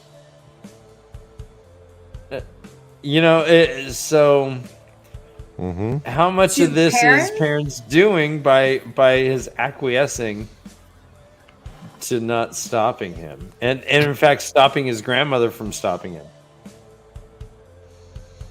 She says, "No, Aram," she panted breathlessly. "You must not put it down. The way of the leaf. You must not. The way of the leaf. Please, I don't Aram." think Perrin would have. I think that's less important than the fact that Perrin thinks about telling him and doesn't, because of what he's just been through, and he's now battle hardened. Right. The sentence is, there was still time to tell Aram to put the sword back, to go ask Illa's pardon. Time to tell him what? That maybe the next time he would not be there to watch his loved ones die. That maybe he could just come back to find their graves. Right, which is totally Perrin projecting his own existential situation that he's been dealing with for the past 24 hours onto him. And also He has those 14 empathizing with Aram's position that he just went through, right? So I think it's less important in a way whether Aram would listen, and more important that he would not say that because of what has occurred. If that makes sense. Yeah, I can see that. The Tinker's scent carried a wash of emotion, fear and hate, and bone-deep sadness. Yeah, if he would, if Perrin was at this point in his own evolution with the way of the leaf earlier, I guess, in the development, he might have giving different advice. Put it down. Right. Do you think if he at that moment said, "Hey, Aram, fucking give me that sword," would he have stopped? Would that have been like a deciding? Would he have listened? I guess to Perrin. Do you think? Because it's a good point. Like, is Perrin complicit in this? He's definitely complicit. Is he at fault? Is another question altogether. But he does seem to like see someone on the precipice, and he just nudges them. Thinks, wow. Last time I try to make a point. Sorry. But how does this tie back? So, Ryan, you derail everything. Come on. I got distracted. Come on. What if this is your connected to Rand's? Okay, so just throwing this out as a theory. What if Rand's destruction of the Aiel require this to happen in order for there to be some who are saved? Some Aiel or some Tuatha? Because the Tuathuan are Aiel in my mind. Like OG Aiel? Yes, like the So what if this the original? Yes, fracture? yes, exactly. The OG. The OG Aiel. What if this fracture is somehow a part of the long-term necessity of that? Like their nation gets broken like a spear, but then because they fight, some of them live on. I forget the exact wording of it. I could go back and look in the previous chapters, but okay. You should do that because that's probably exactly right. Because I totally agree with you. I think that that's exactly the other half of the Aiel that are supposed to come together and do something great and become this prophecy that Rand is supposed to save and then destroy, right? Mm-hmm. Something like or that. either way, maybe the other way around. by destroying them, Destroying them. No, Rand's on top. All right, so the Banian and Gald will not stay in a Tinker caravan camp. So what would they think of Aram when they see him with That's a sword? a really good question. That's a really good question. What do you think? I think they would accept him more than they would have previously.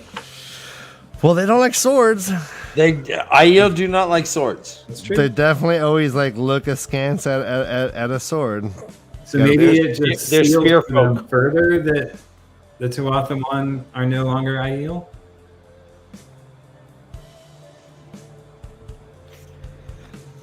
I don't know. Well, they're no longer Aiel because they separated. Well, no, the reason they don't want to be around them is because of they still kind of see them as Aiel, but ones who have failed. I think. Maybe I'm wrong about that. Maybe. I don't know. I don't fucking know. I don't know. The way that Perrin kind of puts it in his head is he says that he did not know of a place without violence, and referring to the way the leaf, it dreamed for some other man, some other time, some other age, perhaps. Mm-hmm. Is this allegorically a people that aren't accepting the inevitable progress? Are they just? Is this a conservative minded in that they are holding on to beliefs that are just no longer really applicable in this world? The adapt or die kind of thing. Yeah, I mean it feels that way to me. It feels like this is a very different way of thinking, a very old way of thinking, as far as if we were to be in this age right now, then that would be considered like a very like abstract way of thinking. A lot of people don't think about things in the way of the leaf, right? Way anymore. And although I wish the world did, it does not. So Amen to that. Yeah. Now There's always going to be a Trolloc, though. So two questions. Of course. Yeah. Here's a prediction. So Rand broke the Aiel and like kind of lets them all understand that their history was nonviolence. Is there going to be like an influx of like Aiel tinkers? Do you think there's going to be a bunch of them just like going back to like Nomad, right? Are they going to join up with the tinkers and be like, hey, brother? What? I hope so. I think that would be a really fucking cool reunion and something of epic proportion that I definitely want to read. Okay. So By the way, right? I read it in the glossary. This is I'm surprised I didn't notice that, but the song is what tinkers call weed. And so every time they come up to someone, they're like, have you the song? Yeah, they're just like, you got nugs? Yeah, you got some nugs? Are you sharing? You holding, bro? So here's an actual real, I don't know if anyone noticed this. When Perrin sang goodbye to the Tuatha'an, he says the kind of his part, and he goes, world without end. And then the man he's talking to says, world in time without end. Remember this? No. It's fucking amazing. That was a couple chapters ago. Was it? God damn Yep. it. God damn it. All right, I can find it though. It seemed relevant though to what we're talking about. Among the It all does tie together, which is what's difficult about reading 3 chapters and discussing only 3 chapters a week, is because it all really does tie together, and then it's difficult to remember. Like for us first-time readers, especially, like you guys know what happened right before, but it's difficult for us to remember. Like, oh yeah, that we totally talked about that, and I wasn't even there for that show, so I mean, like, You mean you don't watch our show on repeat? I do. I do. I fall asleep to my own voice. I love the sound of my own voice. Who doesn't? Yeah. I mean, who doesn't? Come on. Yeah, come on. Come on.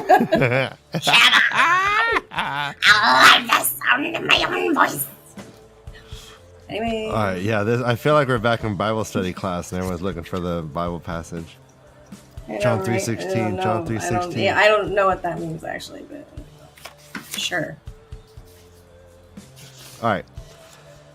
World in time without end. All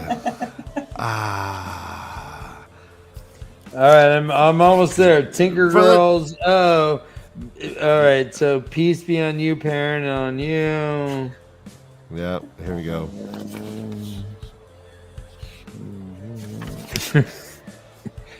Hey, while we're talking, we're going to be wrapping this episode up. Here it is. And Josh found it. World without end. The Tuatha'an responded in a solemn voice. Okay, let's see. Let them find safety at least. As it once was, so shall it be again. World without end. World without end, the Tuatha'an responded in a solemn murmur.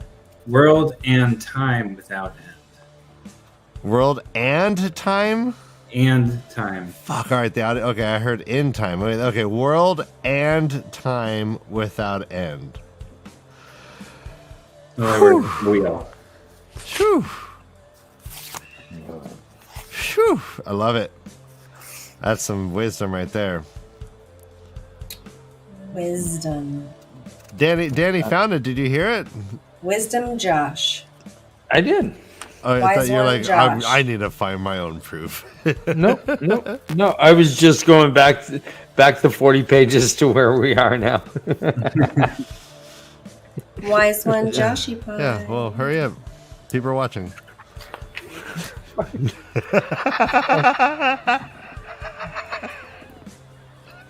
Jesus.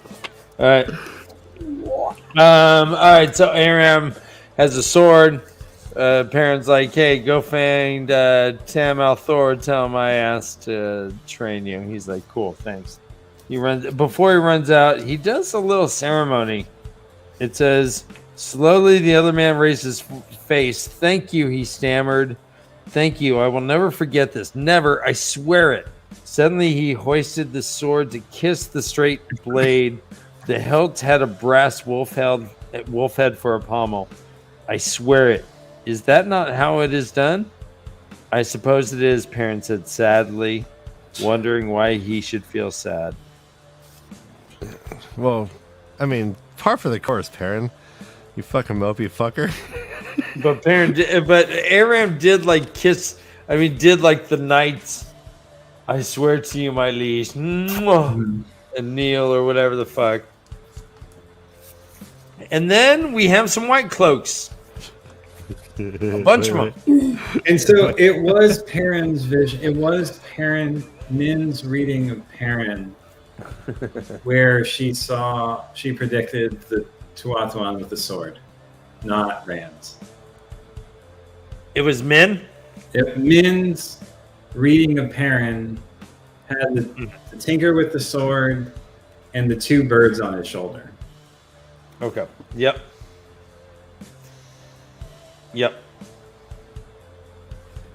Well, Min is, I don't know. Do you guys believe in astrology? I mean, Kinda. I'm just kidding. Everything I see will come true. Hey, I think that Min's prophecies are all going to come true. That's already been very much a proven. I know. I'm just playing. Neil deGrasse Tyson already confirmed that. So, yes. White cloaks. Up in Cosmos, there are white cloaks everywhere that are invisible. That's my Neil deGrasse Tyson. That was good. Sound like loyal. Thank you. Thank you. You're welcome. A bunch of white cloaks come up. I am Dane Bornhold, captain of the Children of the Light, he tells this village. And he's like, hey, if you don't want us to come in, you guys are all dark friends. Twisted logic, but it works out. Check it. Yep. All y'all. He sees Perrin and he's like, all right, so a drinking obligation. Whenever someone like does a silent snarl, that's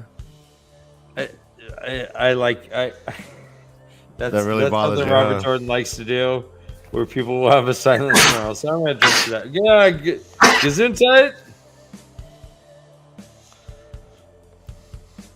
Oh, are you? He's allergic to the drinking obligation, I suppose.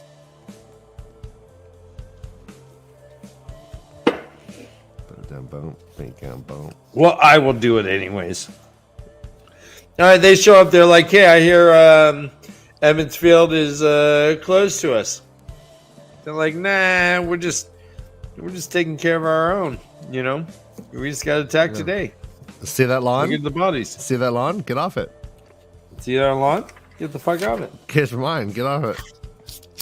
Oh, we did miss a drinking obligation. Anytime that a burning Trolloc has an oily smoke. Oh. Ew. Yeah, an oily smoke. Ew. But no, Ryan, isn't that your preference? Yeah, you said like, oh yeah. Hey, I got some Trolloc dab the other day from the pharmacy. I got some Myrdral live resin. No, I got some Trolloc grade dabs. Oh. Super dark.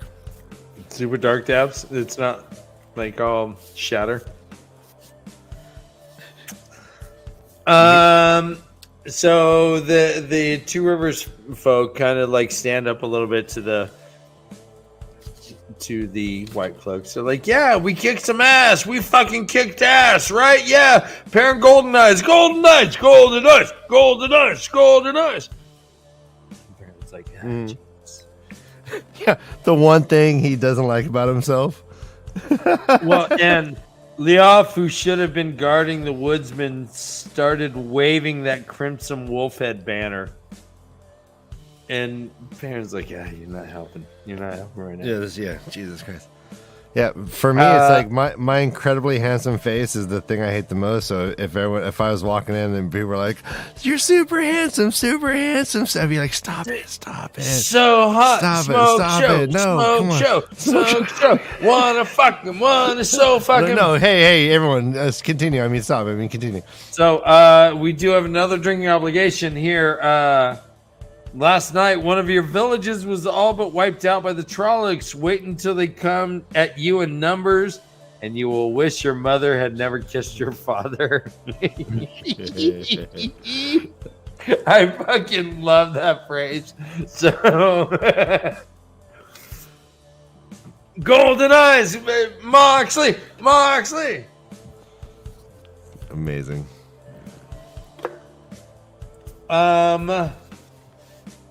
Luke is like, hey,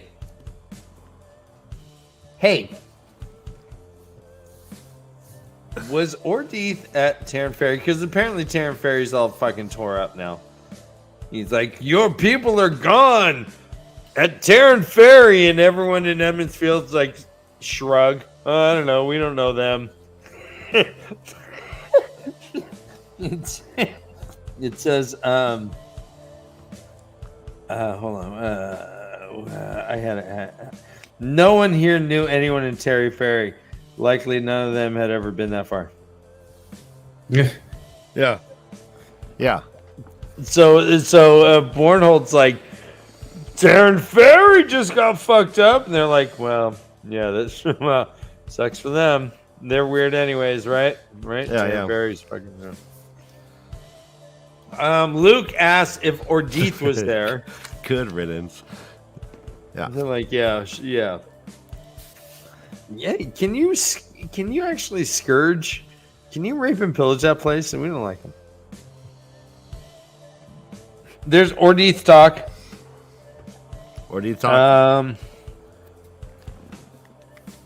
Luke says that he is a disreputable looking man, and those who follow him no less. They were wondering if he happened to bring Trollocs in or something. What do you make of that? What? Yeah, Josh. What do you? Right, so like, he's calling out Ordeath as a disreputable person. Do you remember who Ordeath is? Okay, yeah. So, right, like, were you surprised by that? Okay, because you think Lord Luke is who, right? You remind the audience. I mean, I don't know who he is, but I mean, it wouldn't surprise me if he was also Slayer.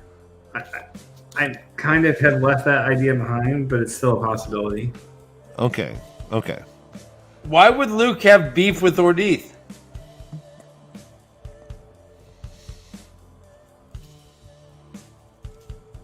I mean, presumably from observing the White Cloaks and just, I don't know. I love this guy. Yeah, I'm glad you have a bottle of absinthe just sitting there too. Yeah. Tastes like NyQuil, but hey, good dreams. We would like to be gifted with some of that, please. Thank you. Yeah. Send it to our PO box. Yeah. Any Everclear, Just moonshine, just the absinthe. homegrown. Only the absinthe. Yeah, we'll have an Edgar Allan Poe night. We will have an Edgar Allan Poe night faux show. We'll pretend we're Mary Shelley and write Frankenstein while sipping green elixir. Absence. You heard me. Green elixir. Absence is my only remaining vice. Absent. My only remaining vice. You come here often. often. All right. No one knows this reference. I am August Strindberg.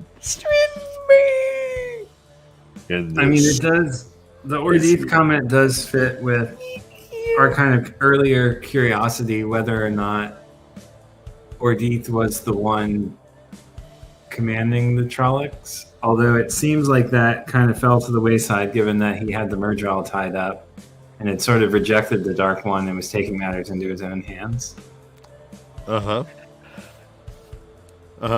Okay, so it's like this guy could be in line with the Dark One while Ordeeth is like veering away, or it's the other way around. Ordeeth is in line with the Dark One and this going guy's rogue. Veering. I think Ordeeth is rogue at this point, but we don't really know where Luke's allegiance lies still. All right. Yep. What do you think of Luke? I mean, do you think he has been a force of bad, a force of meh, or a force of good? My headcanon is that he looks like Gaston. no one drinks No like one's got Gaston. a quote No left one in their drinks- chin yeah. like Gaston. Totally. That sounds very Right? accurate. Right? Yeah, that really sounds very accurate. Yeah, so I kind of think like he's just kind of like right now more dark than anything, but I guess meh. Okay, meh. Yeah. Okay. But I think he's more dark than anything. Lord Luke. What kind of name is that? Jeez. I think he stirs up trouble, like they Sedai say. But also has had good intentions to some degree. So I guess that's meh. Yeah. It's a meh. All right, I meh. mean, like, he opposes the White Cloaks. We don't like the White Cloaks. He seems to oppose Ordeeth. We don't like Pat and Fane. Yeah. He just has And he did he just encourage has the- that incredibly swell cleft in his chin. He also encouraged the villagers to take up arms and defend themselves. And Perrin may have like tightened that up, but I mean, Lord Luke kind of had him on the right mentality, right? Anyways, Yeah, interesting. I mean, if he is Slayer, that certainly puts him in the league of being dark. Whether he's aligned with the actual Dark One or not is a whole other question. He did recognize Perrin. And that's what led me to think that he's Slayer. Was all the kind of like subterfuge and like recognition and like just the weirdness between them. could it have been Perrin's golden eyes? What do you I mean, the White Cloaks were there looking for a cat with yellow eyes. No, it was a look. I don't think so. I think it was deeper recognition than that. Okay.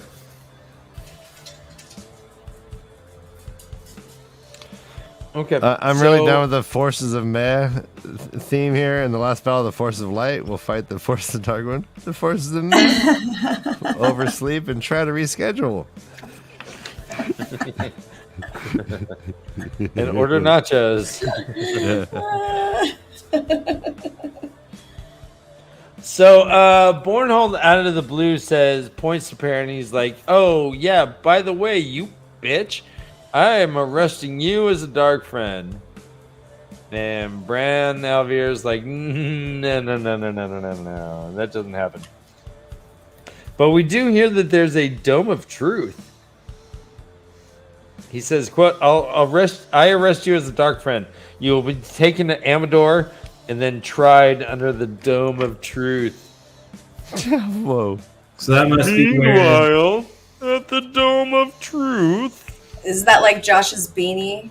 The dome of truth? Yes, from now on, Josh, your beanie is called the dome of truth.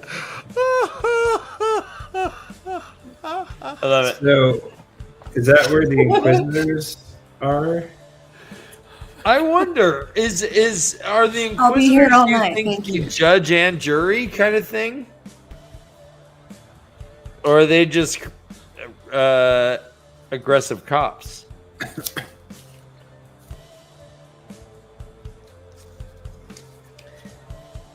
I guess it doesn't matter anyways. They got a dome of truth, and they got questioners, and they got, I mean, yeah.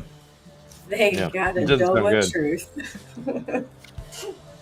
But Brandon like, nope. Hey, you ain't taking no one. There ain't nothing. They find parents like, all right, I'll tell you what. You stay in here. You help us defend, and then once the Trollocs are gone, you can arrest them. He's like, deal. Sounds good. Perrin's rationale is, quote, I won't have men fighting men if I can stop it. We are not going to do the Trollocs' work for them. End quote.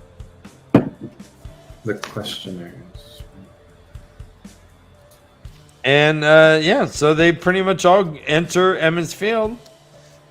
And they're like, okay, fine. I will do it.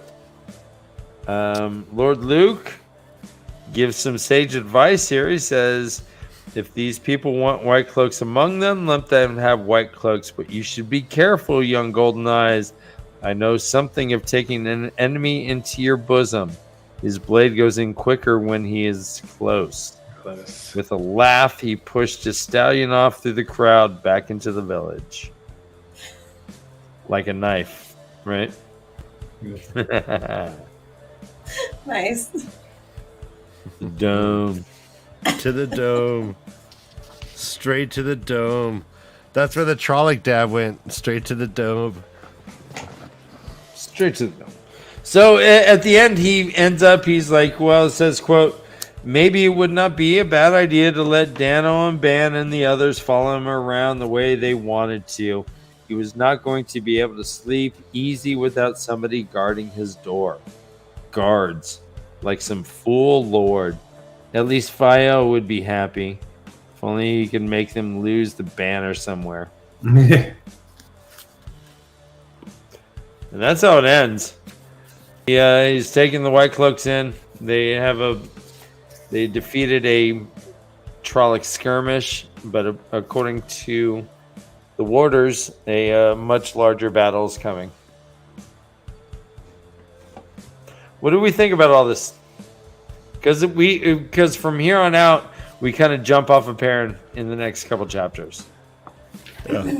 Yeah, we dismount. Thank goodness. Mm-hmm. I'm sorry. What? Yeah. Oh wow. Your Perrin feelings are. I'm changing. really done with Perrin. Yeah. What do you really think, though? Yeah. Right. Yeah. I know. But I love Fael. I mean, at this point, I like her a lot. I don't know who she is exactly, but she's so different and such a seems like such a complicated. Well, she's such a complicated thing or person, and I don't know. I think there's like the whole Falcon thing. I think is going to play into it at some point. But it's just all is like, it's really, I think that's why she's so complicated, because like Perrin is also pretty complicated in the ways that he's like a wolf, and all of that becomes complicated. And I would imagine that if he was already a wolf and then was like became a person, like I think maybe Fael might be, which I'm totally throwing shit at the wall here, but maybe Fael was like the Falcon and then like became Fael, and that's why she's like so beautiful and has like specific abilities to do certain things. I don't know. I don't fucking know. Anyways, nice. That if he was like that, then maybe he would have better qualities, more appealing qualities to me anyways. To me, so specifically, because I'm not a Perrin fan. I don't really care for Perrin all that much. But, I mean, I care about him. I care for him, but I'm not like, he's not my favorite. Yeah, no, feeling it, yeah. Yeah, and his chapters are written a little different also. Like, it's a little plotting, because his brain is like a little plotting. He's a little more considered, right? Yes, yeah. And I did like him at first a lot. He was a good dog at first, and now he's a bad dog. Oh no, he's just been so nice. He's a boring he's dog. Been very nice and very gentle the whole way through. I like Perrin. I just don't really know what the hell. I'm just not that interested. Yeah. Feeling you. I feel like we know him the best out of the three boys. Yeah, maybe that's why I don't like him the most. Because, I like a mysterious fella. I like somebody with a little mystery. Like, you can't give it all away. No. Keep me wanting more. He's still my favorite, I think, of the male characters. But I he? get where you're coming from. You also like the TV series, so fuck you, Josh. That's true. I love you. Yeah. You like episode 5. Yeah. You'd Also love replace you. you'd replace Matt with Steppen.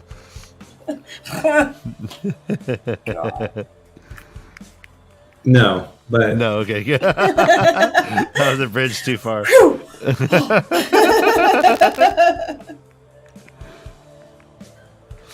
All but I right. would like to see Land's point of view more. Oh, me too. Me Yeah. 3. Yes. Oh, that's a good question. Yeah, what POV would you like to see more of, Kay? Well, I would like to see more of Land's point of view. I mean, Josh mentions it. But if I had to, really think about it, I think maybe I'd want to see more of Fail's point of view. Ooh, nice. Yeah. I can see that being good. Yeah, get that aerial view from on top. Flying Something. around. I don't know. All right. Is there anything else that we wanted to touch on in these parent chapters before we wrap up? Or finger? Anything else we want to finger? Yeah. Any other spears you want fingered? I mean, you got your own Jordanisms, Dan. You're always touching on this and touching on that. Yeah, it's subtle. I mean, there is some things. I mean, we had a great discussions. I liked where it brought us, and that's kind of how this is. Even when there's not a lot going on, there's kind of a lot going on. So, Dan, you're right. There is a lot going on. I was nervous that we weren't going to be able to cobble together a show. No, yeah. These chapters weren't the easiest, but sometimes we'll chapters do chapters 46 through 48. Yeah, it's interesting. The chapters with the most action are like the least discussion worthy. In a way, I love reading them, but then when it comes down to talking about it, it's like I don't know. I liked it. They killed a bunch of Trollocs. It was great. Yeah, it was fun. Arrows. It's great. The Rodrell flopping around. Pew, Arrows. pew, It's great. pew, Yeah, pew, I love pew, pew, pew, pew. pew. Yeah, thank you. Right. I mean, it may have been Fun, 30 fun. minutes of time that passed, and I don't even know how much time passed in the book. Yeah. Right. All right. Well, hey. This was fun, though. Thank you, guys. It was fun. Thanks for joining us. Thanks for sticking around to the end. Next week we'll be doing what chapters again, Dan? 3, 4? Say it again. 3 of them. 3 of them. All 46, 7, and 8. All right. All right. And this Sunday will be Watchinary. So again, the game is sweeping the nation. Sweeping. Please join us. Tell It a really friend. is. And if you don't have any friends, make a friend so that you can tell them about Watchinary, the game that's sweeping the nation, one friend at a they'll time. Say, hey, Oh, we're going to try to do 46 and 47 and 48 next week? Mother. Yep. Dan. 47 is really long. How dare you? Let's do 2. No, we're doing 3. Okay, we can shoot for 3. It's only 55 pages or 48 something. is really short, but Yeah, it's only just gonna 55 be you pages. and me, How's I that? think, Josh. Maybe not. We'll see. We don't know. We'll get it. All right. I'm trying to make up for us taking the week off last week. Good night, everybody. Oh, yes. All right, runners. Good night. All right. Take care, everyone. Run Get good reading, you round. filthy animals.